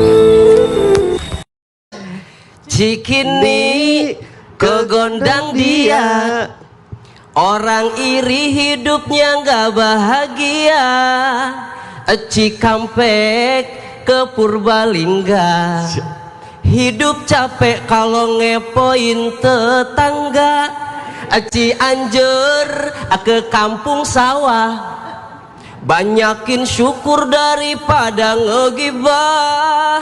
Palembang sampai Magelang, hidup tenang gak ngurusin hidup orang. Hafizna kullal Qur'an, jawirna talqal lisan, fahimna haqqal bayan. Ada satu riwayat yang sangat indah. Tiba-tiba Rasulullah di masjid dan Rasulullah katakan, wahai sahabat-sahabatku, sekarang akan datang seorang ahli sorga masuk ke masjid ini. Para sahabat, ya Rasulullah, akan datang ahli sorga yang masuk ke masjid ini? Iya. Yang mana orangnya? Nanti sebentar lagi datang. Ternyata ada orang yang datang, masih muda orangnya, cuma sholat 2 rakaat, dia pergi. Rasulullah mengatakan, itu orangnya. Yang anda lihat itu adalah orang ahli sorga. Beberapa hari berikutnya, Rasulullah katakan, akan datang ahli sorga, datang ke masjid ini.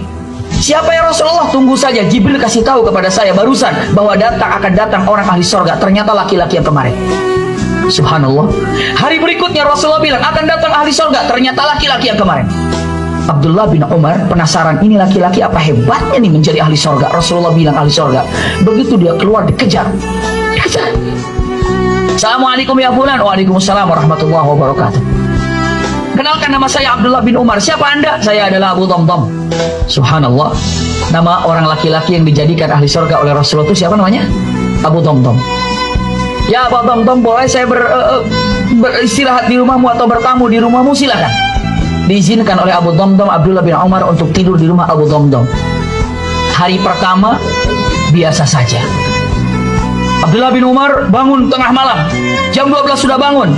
Ditungguin, ngintip. Ternyata Abu Damdam masih tidur. Kakak belum minum, ahli tahajud, ahli surga jam 2 masih tidur. Ahli surga jam 3 masih tidur. Menjelang mau subuh bangun, sholat tahajud di ujung, setelah itu selesai. Subuhnya juga demikian.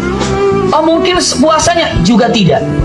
Hari kedua nggak ketemu, hari ketiga tidak ketemu. Kalau bertamu itu berapa hari batasnya? 3 hari. Kalau lebih dari 3 hari itu apa namanya? Numbahin kos atau ngerepotin itu, subhanallah. Akhirnya 3 hari bilang, ya Abah Tom, terima kasih engkau telah menjamu saya selama 3 hari, tapi justru maaf sekali, saya datang kemari sebetulnya bukan numpang tidur, bukan numpang makan, bukan, tapi saya ingin tahu, karena Rasulullah sampai 3 kali mengatakan engkau ahli surga. Kalaulah engkau bisa berbagi kepadaku apa yang membuat Allah memilihmu menjadi ahli jannah. Dijawab oleh Abu Dhamdam, ya Abdullah bin Umar, sesungguhnya kalau aku mengandalkan surga dari sholatku, rasa-rasanya sholatku jauh daripada kekhusyuan. Kalau aku mengandalkan untuk menjadi ahli surga karena zakatku, karena puasaku, karena umrohku, karena hajiku, rasa-rasanya jauh daripada kesempurnaan. Tapi aku punya amalan yang biasa aku lakukan, setiap malam aku kerjakan, mungkin ini yang membuat aku menjadi ahli jannah. Apa? Dijawab, qabla an arquda ila naum tawajjahtu qiblah wa rafa'tu yadayn. Aku setiap sebelum tidur selalu menghadapkan wajahku ke kiblat. Lalu aku angkat kedua tangan ini dan aku berdoa. Doanya, Allahumma inni qad afautu man dzalamani. Masya Allah. Apa doanya? Ya Allah, siapapun yang telah menyakiti aku, seluruhnya telah aku maafkan. Luar biasa. Allah jadikan Abu Dhamdam ahlul jannah, walaupun dia masih di dunia, namanya sudah tercantum di pintu sorga karena dia bebas memaafkan siapapun yang telah menyakitinya tanpa ada pilih-pilih. Sebelum tidur, ya Allah, siapapun yang telah menyakiti aku, menzalimi aku, berghibah tentang aku, semuanya aku maafkan. Bisa nggak kira-kira ibu bapak begitu? Bisa nggak? Apa masih ada yang ngedumel di hati kepada seseorang? Karena apa? Susah? Susah. Jujur saya tanya, kira-kira mana yang lebih susah? Mana yang lebih susah? Minta maaf apa memaafkan? Memaafkan jauh lebih susah daripada minta maaf. Subhanallah.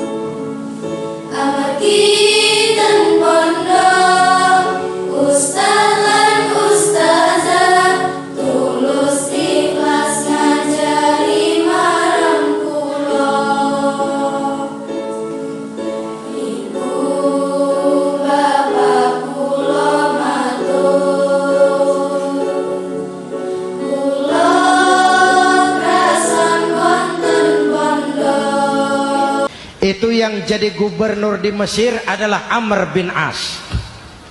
Satu saat Amr bin As ingin mendirikan masjid, tapi tanah lokasi masjid itu milik orang Yahudi. Ada gubuk di situ. Dipanggil Yahudi ini oleh Amr bin As. Saudara Yahudi, iya. Itu rumahmu ya? Iya. Sudah tahu belum? Belum. Ya memang saya belum kasih tahu. Begini, kamu bangun sembarangan saja, rumahmu kena jalur hijau itu. Lalu saya mau bangun masjid di situ. Ya tapi ada rumah saya, Pak. Sudahlah, rumahmu saya bayar, saya beli. Nggak mau, Pak. Rumah saya cuma itu-itunya. Saya bayar 2 kali lipat. Nggak mau, Pak. Nggak mau. Sudahlah, saya ganti rugi. Ya nggak mau, Pak. Namanya juga ganti rugi, Pak. Biar digantikan tetap rugi. Mangkel Amr bin As ini wong cilik kok bertingkah amat. Si amat aja nggak bertingkah. Panggil kamtib. Hei, gusur. Ditarik rumah Yahudi ini, ambrol. Menitiskan air mata si Yahudi di sudut kehidupan. Begini wong cilik ini. sudah jatuh tertimpa tangga. Rumah cuma sak gubuk-gubuknya diderek oleh petugas. Pikir-pikir Amr bin As kan cuma gubernur, di atasnya kan masih ada khalifah Umar bin Khattab. Saya mau lapor ke pusat. Berangkat Yahudi ini dari Mesir menuju Madinah, berhari-hari berjalan sambil berpikir, ini nanti kalau saya laporan kepada khalifah, apa pengaduan saya diterima? Wong saya rakyat kecil, lagian Yahudi, sementara yang menggusur saya ini gubernurnya sendiri. Terus dia berjalan sampai di kota Madinah. Lewat tengah hari dia mulai cari-cari. Ada orang, ketemu orang sedang tidur di bawah pohon kurma. Selamat siang, Pak. Siang. Saya mau numpang tanya, Pak. Tanya apa? Bapak tahu Khalifah Umar bin Khattab? Tahu.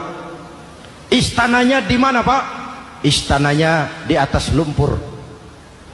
Di atas lumpur? Iya. Pakaian kebesarannya apa, Pak? Sutra? Bukan. Pakaian kebesarannya malu dan takwa. Pengawalnya banyak, Pak. Banyak? Berapa peleton? Pengawalnya yatim, orang jompo, kelompok mustad'afin, orang-orang lemah, janda-janda tua.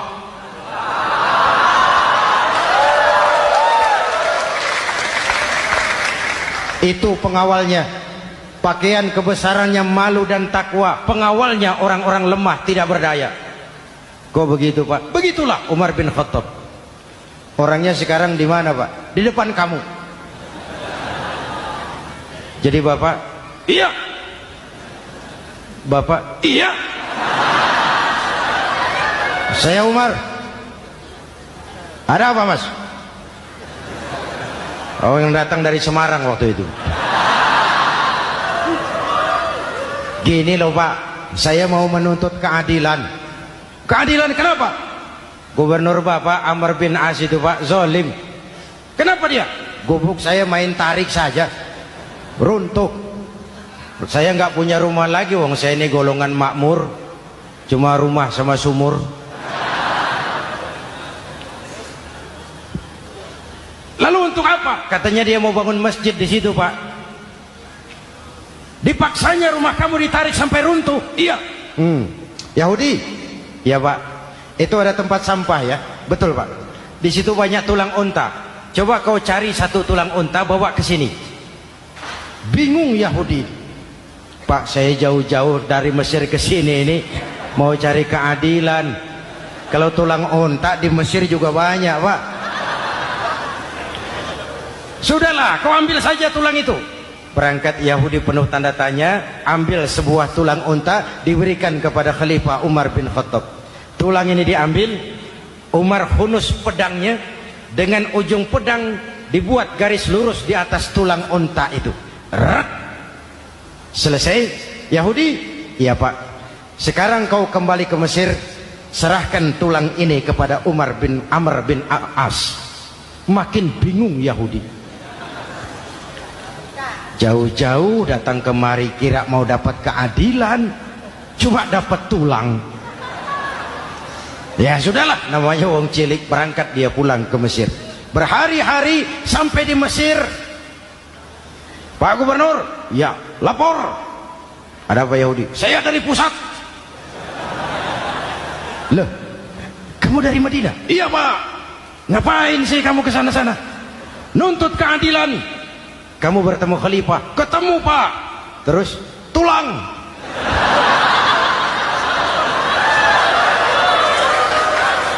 Ini loh, Pak, salam dari beliau. Tulang. Apa maksudnya? Aku nggak ngerti lah itu, Pak. Yes, go Rene. Diambil tulang itu. Amr bin As melihat ada garis lurus dengan ujung pedang. Gemetar badannya, keringat bercucuran. Kepala proyek dipanggil. Mas, ini proyek masjid batal. Gubuk Yahudi dirikan lagi. Loh, Pak, kata kepala proyek, saya kan sudah menang tender, Pak.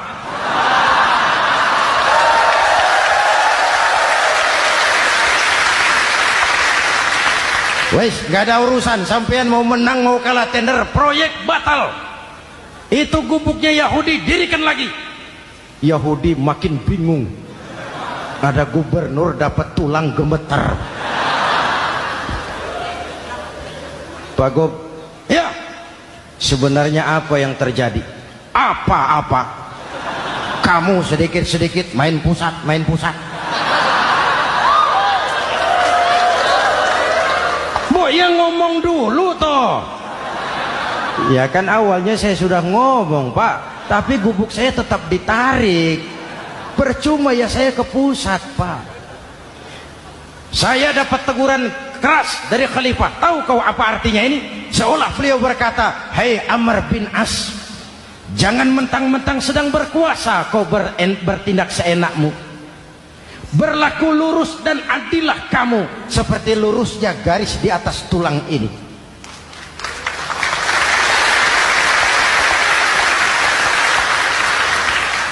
Kalau kau tidak lurus, kalau kau tidak berlaku adil, aku yang akan meluruskanmu dengan pedangku. Itu bahasa simbolik. Siapa yang gak gemeter? Kamu.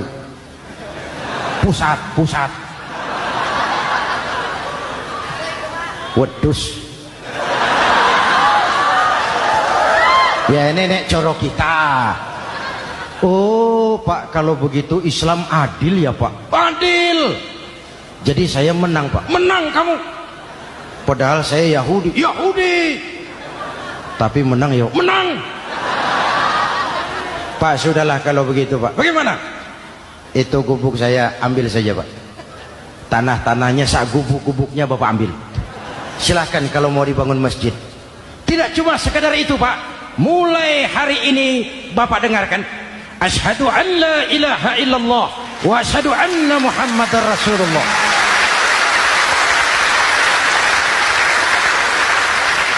Yahudi bisa menang perkara menghadapi gubernur.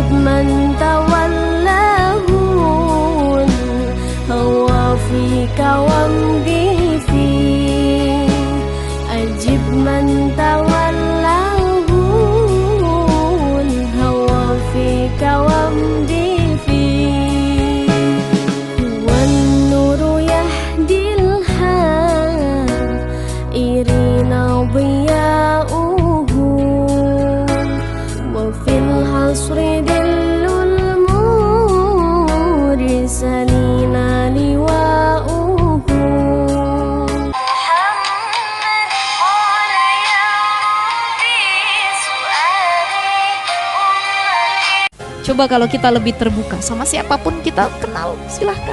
Kenal itu kan boleh, ya. Cuman ada batas deket, akrab. Kita nggak bisa akrab sama semua orang, tapi kita harus kenal dengan semua orang. Kalau kita kenal, kita lebih mampu melihat kekurangan apa yang harus saya rubah dalam diri saya sendiri. Ya, dalamnya lautan nggak ada yang tahu, apalagi dalamnya hati manusia, nggak ada yang bisa nebak. Lautan sampai palung Mariana udah diselami. Tuh di ketinggian ini ada ini, di kedalaman ini ada binatang ini. Tapi dalamnya hati manusia, Bu, nggak ada yang tahu. Siapa yang tahu coba? Nggak ada yang tahu. Ibu duduk depan saya senyum, hatinya senyum apa enggak? Jangan-jangan dalam hatinya nih, ustazah lama bener ceramahnya sih katanya, dan lain sebagainya. Kan nggak ada yang tahu, betul nggak, Bu? Secara zohir, secara fisik kita ngelihat oke, begini. Tapi dalam hati yang tahu cuman kita dan Allah. Makanya yang paling dalam bukan laut, tapi hati manusia. Gak ada yang bisa baca kecuali Allah Subhanahu wa Ta'ala. Itulah pentingnya untuk mengkosongkan hati kita dari sifat ria dan pamer. Ya, Bu, ya. Makanya menikah itu, kalau kata guru saya, adalah mencintai orang yang sama pada waktu yang lama. Betul ya, Bu? Ke kamar mandi, muka dia lagi. Di WC, di dapur, muka dia lagi. Bosan. Tapi ternyata yang mempertahankan rumah tangga itu sekali lagi bukan mawaddah, rasa cinta, tetapi adalah rahmah dan amanah. Bapak Ibu sekalian yang dimuliakan oleh Allah Subhanahu wa Ta'ala, lalu bagaimana suami istri ini bisa saling melengkapi? Yang satu punya kekurangan, suami punya kekurangan dilengkapi sama istri, istri punya kekurangan dilengkapi sama suami. Dalam banyaknya ayat Quran sudah dijelaskan dengan baik. Bahkan satu ayat yang sering kali kita dengar, hunna libasul lakum wa antum libasul lahum. Suami istri jadi pakaian yang saling melindungi, melengkapi. Ada kekurangan dilengkapi, sudah lengkap makin dilengkapi lagi. Itu fungsi daripada pernikahan. Jangan lewatkan video ini. Sebaik apapun kelakuan kita terhadap manusia, seikhlas apapun amal ibadah yang kita persembahkan kepada Allah Subhanahu wa Ta'ala, Allah tetap akan memberikan cobaan dan ujian daripadanya. Bahkan Allah Subhanahu wa Ta'ala selalu mengkhabarkan kepada kita semua, ahasiban nas ayyutraku ayyakulu amanna wa hum la yuftanun. Adakah manusia ini mengira, adakah manusia ini menyangka bahwa Allah membiarkan hambanya mengatakan, amanah, kami telah beriman kepadamu ya Allah, kami telah beriman kepada nabimu ya Allah, kami telah beriman kepada hari akhirmu ya Allah, wa hum la yuftanun. Apakah kalian tidak akan dicoba lagi, kata Allah? Apakah kalian tidak akan dicoba lagi, kata Allah? Maka Allah menjawab, tentu wahai hambaku, kata Allah, engkau akan senantiasa mendapatkan cobaan dan ujian daripadaku, kata Allah. Walaqad fatanal ladzina min qablihim, dan sungguh kami telah mencoba orang-orang sebelum kalian. Artinya apa?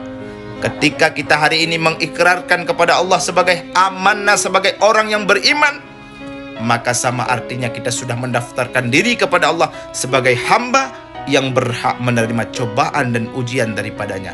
Barakallahu fikum. Nah, dalam jatuh cinta dan juga melihat lawan jenis, itu biasanya pandangan laki-laki dan perempuan sangat berbeda sekali, apalagi ketika lawan jenis tersebut akan dijadikan seseorang yang nantinya akan menjadi pasangan hidupnya. Perempuan ketika dia jatuh cinta di usia muda, maka yang dia lihat adalah karena tampannya. Memasuki usia dewasa, dia tidak butuh tampan lagi, tapi butuh yang mapan. Dan kalau dia sudah masuk di usia tua, ternyata tampan dan mapan itu tidak berpengaruh. Hanya satu yang dia butuhkan, yaitu karena kesetiaan. Sedangkan laki-laki ketika dia jatuh cinta berbeda dengan perempuan. Saat usia muda, laki-laki jatuh cinta kepada perempuan atau suka terhadap perempuan itu karena cantiknya. Masuk usia dewasa juga karena cantiknya, dan saat usia tua pun tetap melihat perempuan itu karena cantiknya. Nah, ibu-ibu yang sekarang punya suami dan alhamdulillah sudah dipilih jadi istri oleh suami kita, kita harus tetap aware dan juga perhatian terhadap kesehatan kulit kita, baik itu tubuh kita maupun kulit wajah kita sendiri. Jangan lupa untuk tetap perawatan agar bisa terlihat glowing di depan pasangan kita, yaitu suami kita sendiri. Nah, salah satu perawatan yang bisa digunakan oleh para muslimah di Indonesia adalah produk dari Queen Marwah. Nah, manfaat dari produk Queen Marwah Skincare ini banyak sekali teman-teman. Untuk natural soapnya, dia mengandung kolagen, propolis, palm oil, aloe vera, Kefir dan minyak bulus yang bermanfaat untuk menutrisi, melembabkan kulit, mencerahkan kulit dan menyamarkan flek hitam serta mencegah kulit berminyak dan mencerahkan wajah kita. Sedangkan produk dari face serum Quena Marwa ini bermanfaat untuk mencerahkan dan meratakan warna kulit, menyamarkan garis halus dan kerutan, kulit wajah terasa halus, kencang, dan juga menutrisi serta meregenerasi sel kulit kita. Jangan lupa teman-teman untuk tetap merawat diri kita, gunakan serum dari Quena Marwa dan juga natural soapnya. Insya Allah mudah-mudahan pasangan kita akan terus selalu mencintai dan menyayangi kita. Yang paling utama bukan karena cantik wajah kita, tapi juga cantik hati kita. Perempuan andai kata dia wafat, suaminya ridho terhadapnya, kata suaminya bilang, ya Allah, aku bersaksi istriku orang baik dan aku ridho dengan apa yang dia perbuat selama menjadi istriku. Ya Allah, masukkan dia ke dalam syurga. Maka Allah masukkan istrinya ke dalam syurga sebab ridho dari suaminya. Tapi kalau ketika istrinya wafat, kata suaminya, aku nggak ridho ya Allah, istriku ini nggak pernah patuh, orang yang buruk, aku tidak ridho ya Allah. Apalagi kalau suaminya orang soleh. Beda kalau suaminya durhaka, maka tidak didengar doanya oleh Allah Subhanahu wa ta'ala. Makanya yang jomblo, yang belum pada nikah, buru-buru dah nyari suami ya, biar bisa dapat ridho dari suami. Baru saja muncul berita, saya lupa kalau nggak salah di daerah Jawa Tengah ya. Jadi istrinya itu 8 tahun kerja di Saudi jadi TKW. Dia pulang ke Indonesia. Pas pulang namanya suami istri 8 tahun nggak ketemu, ya otomatis suaminya ingin mendekati istrinya ya Bu ya. Tapi ketika suaminya mau mendekati, istrinya nggak mau. Apa kata istrinya? Kita udah 8 tahun nggak bersama, saling tidak memberikan nafkah batin. Saya mau tanya dulu sama pemuka agama, saya mau tanya dulu sama ustadz sekitar, kira-kira kita masih sah nggak jadi suami istri? Jangan deketin dulu kata istrinya. Tapi suaminya tidak mau menunggu. Dia memaksa istrinya sampai dibenturkan istrinya ke tembok kepalanya. Istrinya tetap menolak sampai ada kejelasan gitu hukum ya Bu ya, boleh atau tidak. Nah akhirnya mau nggak mau si istri nyekek suaminya. Nyata sampai meninggal. Di penjara istrinya sekarang. Ini apa permasalahannya? Permasalahannya adalah da'ar rajul ila firashihi. Suaminya ngajak untuk hubungan suami istri. Nah makanya hati-hati kalau kita nggak punya uzur syar'i, suami kita ngajak jangan ditolak. Tapi ustazah saya lelah banget, lelah. Namanya emak-emak seharian nyuci, nyetrika, ngurus anak. Suami kita nggak tahu waktu, ngajak hubungan. Tetap kalau tidak sakit tidak boleh ditolak. Ya, kenapa tidak boleh ditolak? Dalam kitab ini disebutkan syarahannya. Karena takutnya kalau suami kita tolak untuk mengajak hubungan suami istri, itu suami kita bisa berzina dengan orang lain. Yang pertama. Yang kedua, boleh jadi ketika suami kita memaksa kita untuk hubungan suami istri, itu dikarenakan suami melihat perempuan lain di luar sana. Makanya dia daripada berdosa, dia datangin istrinya, dia ingin menyalurkan hasratnya. Nah istri tidak boleh menolak. Kenapa? Karena ini lebih maslahat untuk mencegah mafsadat. Ya, jadi jalbul masalih muqaddamun ala. Jadi menarik maslahah itu lebih manfaat daripada menolak mafsadat, daripada darul mafasid. Dalam mengungkit kebaikan, ini biasanya sifat perempuan. Perempuan ini makhluk yang mudah memaafkan tapi sulit melupakan. Betul ya Bu ya? Suami punya salah, 20 tahun kemudian kita masih ingat. Masih mau tidur diungkit, mau makan diungkit, mau jalan-jalan lagi marah, lagi baik aja diungkit. Karena perempuan fitrahnya mudah maafin tapi sulit lupakan.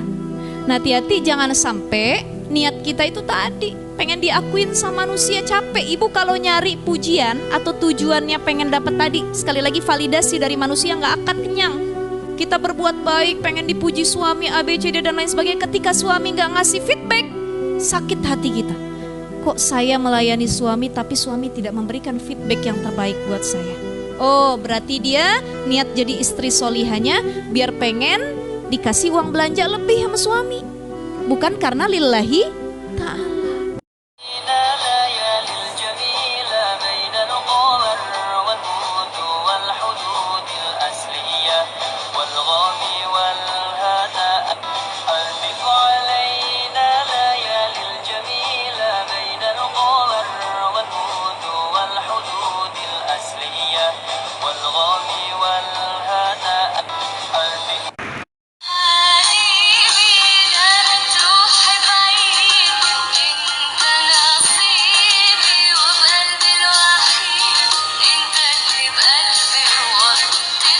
Ini zaman medsos nih, ya. Jadi kita seringkali sekarang men-share video-video dakwah, video-video kebaikan. Nah, ini berkaitan pengen saya sampaikan. Kalau yang kita share kebaikan dan itu menambah semangat amal orang lain, kita dapat pahala, Bu. Bukan lagi riya, bukan. Tapi niatnya menyampaikan kebaikan. Di WA kita pasang status, di Instagram kita pasang tuh tausiahnya, dakwahnya, ya. Dimanapun kita share, kenapa? Ingin mengingatkan kepada orang lain untuk mendengar kebaikan tersebut, itu juga pahala.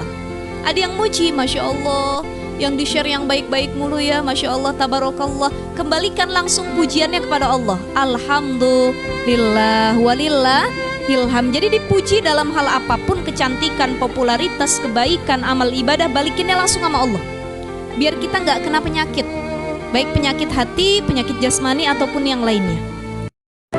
Kadang-kadang kita berpikir bagaimana mungkin ada seorang wanita yang sangat baik akhirnya harus bersama dengan orang yang sangat jahat.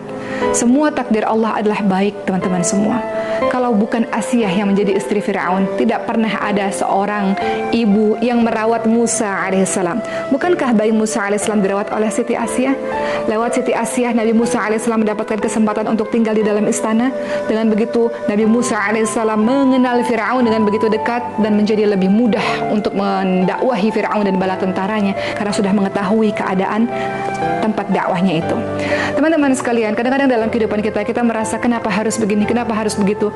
Ketahuilah semua yang Allah berikan kepada kita ada hikmahnya. Dalam surah Al-Baqarah 216 dijelaskan, boleh jadi apa yang kita tidak suka itulah yang paling baik untuk kita. Boleh jadi apa yang kita suka belum tentu baik untuk kita. Allah mengetahui, manusia tidak mengetahui. Ketika kita hidup di dunia ini, fahamilah bahwa yang kita genggam cuma titipan. Maka dunia cukup letakkan di tangan, jangan di hati. Kalau dunia diletakinnya di hati, dicabut sama Allah, diambil dunia tersebut, nggak terima kita. Menyalahi Allah, mendikte Allah, gara-gara apa? Dunianya diambil sama Allah. Tapi kalau dunia cuman kita genggam di tangan, punya suami baik, punya anak lucu, punya harta banyak, suaminya wafat, anaknya wafat, hartanya diambil sama Allah, nangis boleh, tapi menyalahi Allah tidak boleh. Kenapa? Karena dia cuma genggam dunia di tangannya. Anak, suami, harta, titipan yang kapan saja Allah ambil, maka penting untuk tidak sombong dengan yang kita miliki. Ya Bu ya, ini luar biasa. Jadi tidak ada semua yang kekal yang kita miliki, tidak ada. Tidak ada, nanti bakal diambil sama Allah kapanpun itu. فَمَنْ لَمْ يَجِدْ فَصِيَامُ ثَلَاثَةِ أَيَّامٍ.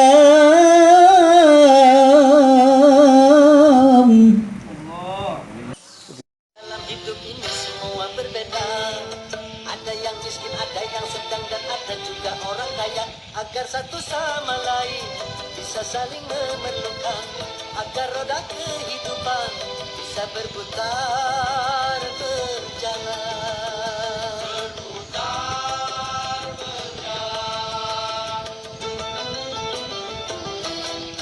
Dan begitu juga dalam hal dapat.